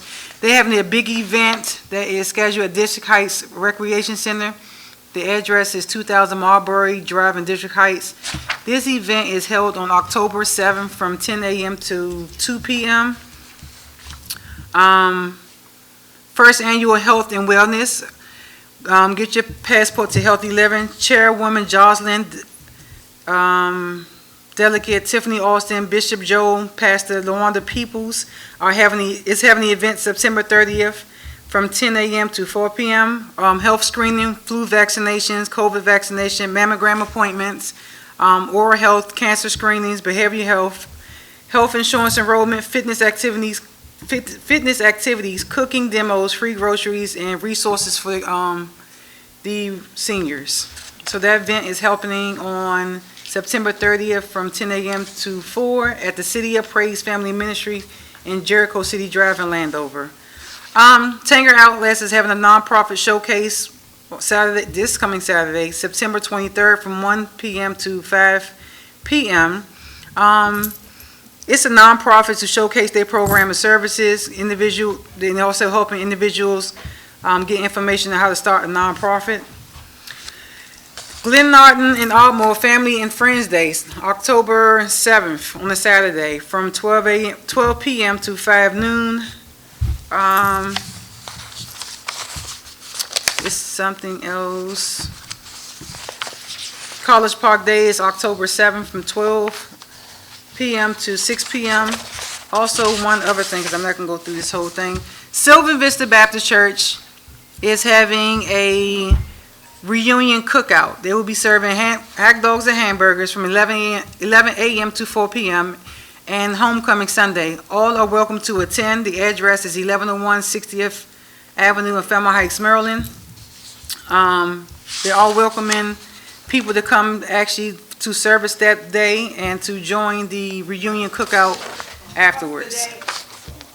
Oh, the reunion cookout is September 23rd, which is this weekend, from 11 a.m. to 4 p.m. And the homecoming Sunday is September 24th at 11 a.m.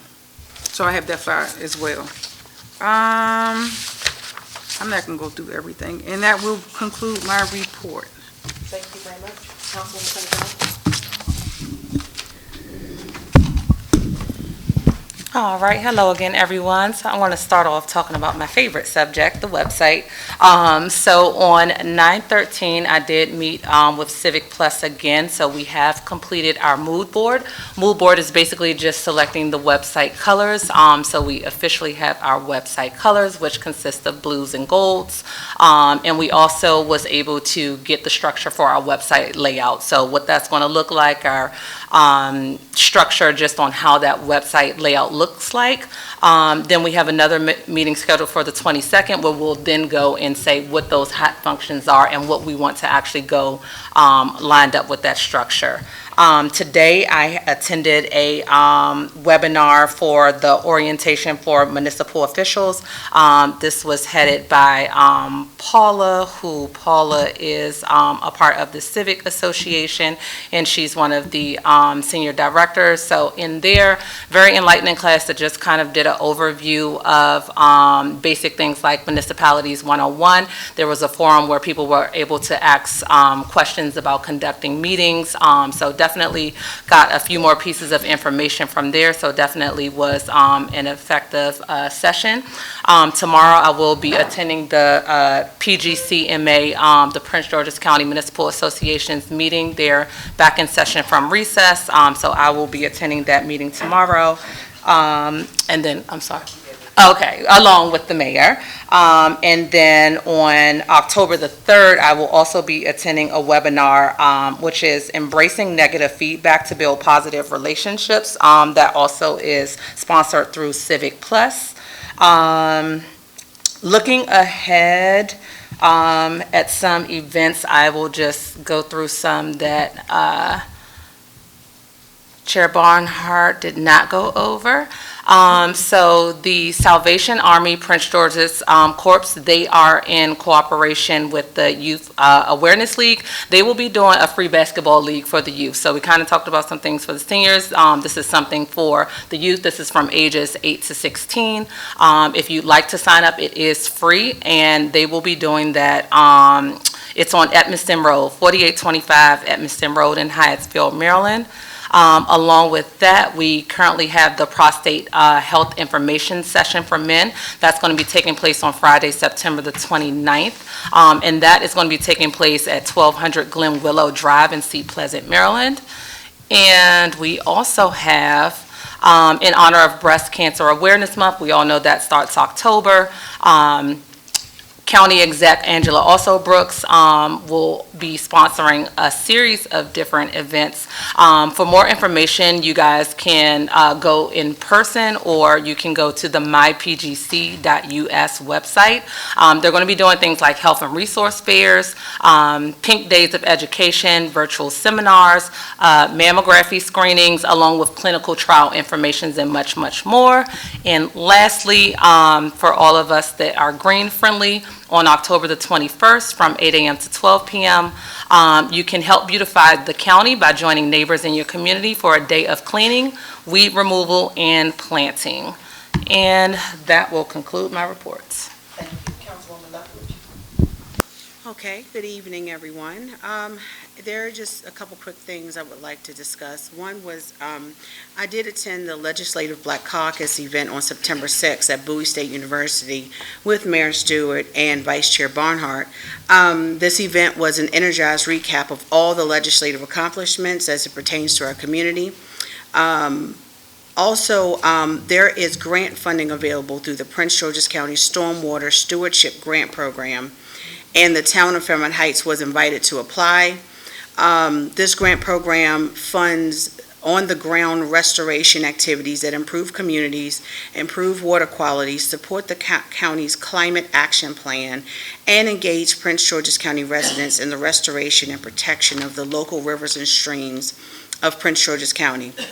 So, example projects include rain gardens, stormwater management practices, native plant gardens, tree canopy education, tree preservation, outreach, and community engagement, illegal dumping, data analysis, and more. And the applications are due November 30th at 4 p.m. So this will be one of the items on the agenda on the Green Team Economic Development meeting on the 28th of this month. So lastly, I just want to discuss the ARPA funds, the ARPA Grant Community Assistance Program number 1, which has the amount slated for $30,000. I was informed that there are citizens waiting for this program, so we're going to give this a shot and see how it goes. I am writing up the policy for that, and the parameters surrounding the proposed program by the council would be the home repair program for seniors or disabled citizens in the town. The program right now, as I'm writing it, but it's at the pleasure of the council, would give $1,500 in home repairs to 15 residents who meet the qualifications and actually apply for the funding. I thought we said 1,000. The problem is that the amount of paperwork and time and whatever they want to do, if they don't use the whole 1,500, that's fine, but just doing 30, that's 30 applications that would have to be processed. So we were just looking at the dollar amount versus the. So we gotta vote to switch it from 1,000 to 1,500. Okay, so then we don't even, I'll just stick with the. No, I mean, we can do it. It's not gonna be hard. We can do a motion, but we just have to change it because we initially said 1,000. So we just have to, we can do it now. Okay, because my thing of it was just, I'm thinking about the time, the seasons are changing, it's getting cold. I know we need to spend that money. So no, it makes sense, if we're but gonna I'm just try saying, it. we changing it, we have to. So, I mean, I'm at the pleasure of the council. Okay, well, quickly, I make a motion that we change the funding amount in the ARPA Grant Community Assistance Program from $1,000 per resident in home repairs to $1,500 limit in home repairs. I second. Okay, thank you so much. Wait a minute, a second. I just said. Oh, okay, she seconded. Okay. I need to get a vote. St. John? Aye.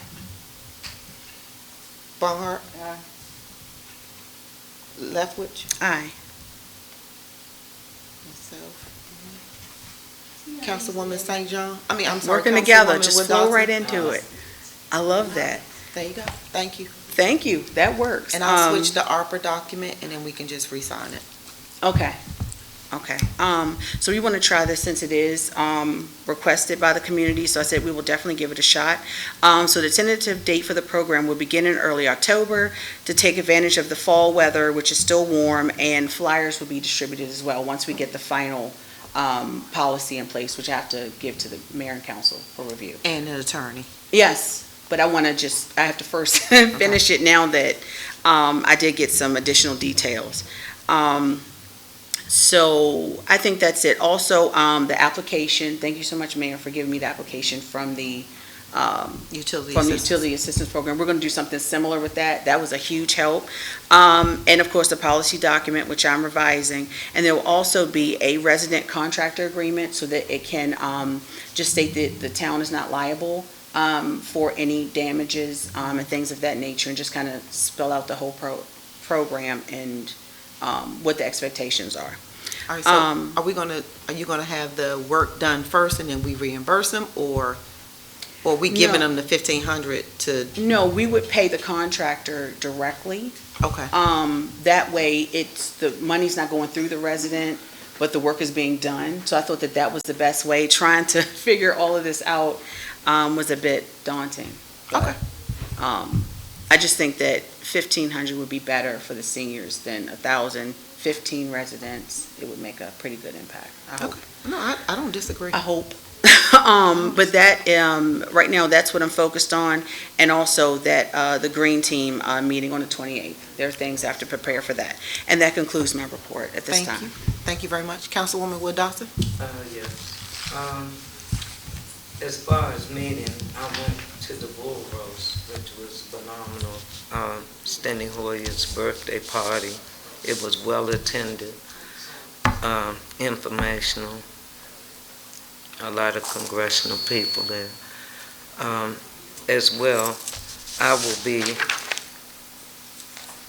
also a part of what is going to be done. We'll have information for the date of the 30th, diabetes. Tabla Rosa will come with domestic violence and mental health. Sister Winchester is a breast cancer survivor, and she's going to do a lot of information in regard to breast cancer awareness. New Abundant Life Church is giving us donations, and we have a massive amount of things to give away here in the building that has been collected that I'm sure can be used with the weather changing, babies, and possibly food. Hopefully, if it comes through, they'll bring some food that we can give away and disperse from our event. And that, along with, I want to hand the council a letter. I've been advised by my doctor to take a couple of months in regard to the stress level, and back and forth to the hospital with blood pressure and all. I can attend and do my council work via Zoom, conference call. Basically, I do more outside than in unless an event anyhow. But it has been very stressful. I can even elaborate and copy from my phone the back and forth emails that sent me to the emergency room. So I will be giving everyone a letter of my being, for a leave of absence for a minute and doing what I do council-wise from home. So you're not really taking a leave of absence, you're just not coming into the building for? Not right. So you'll still be working as a council member, but Right. you just won't come in the building? Right, and Okay. I have medical papers to accommodate it. So what I'm saying, I'm going to give you what was advised, to whom it may concern. I'm recommending Ms. Dotson step down from participating in community services at this time. Her health has been affected by current levels of stress. So I mean, a step down means resignation, right? No, it doesn't. It means she wrote it for temporarily being relieved. I have letters as well from the hospital and Arundel Medical. I can work aside of here, which I do anyhow. If need, I would have to make myself accommodable, which I don't. It's nothing that I do within the building unless I'm doing an event downstairs. But right now, medically, I'm not trying to keep coming in here and getting stressed to where my blood pressure is 200/1. That's not going to do me any good. I'm not proving anything to anybody. So what I can do is from home or via the Zoom. No difference than the Zoom you require. I now have a tablet at home, so I can accommodate. Okay, all right. Does that conclude your report? Yes, sir. Thank you. All right, thank you, council and citizens. I will accept the motion to adjourn. I make a motion that we adjourn. Can I get a second? All in favor? Thank you for your time, everybody.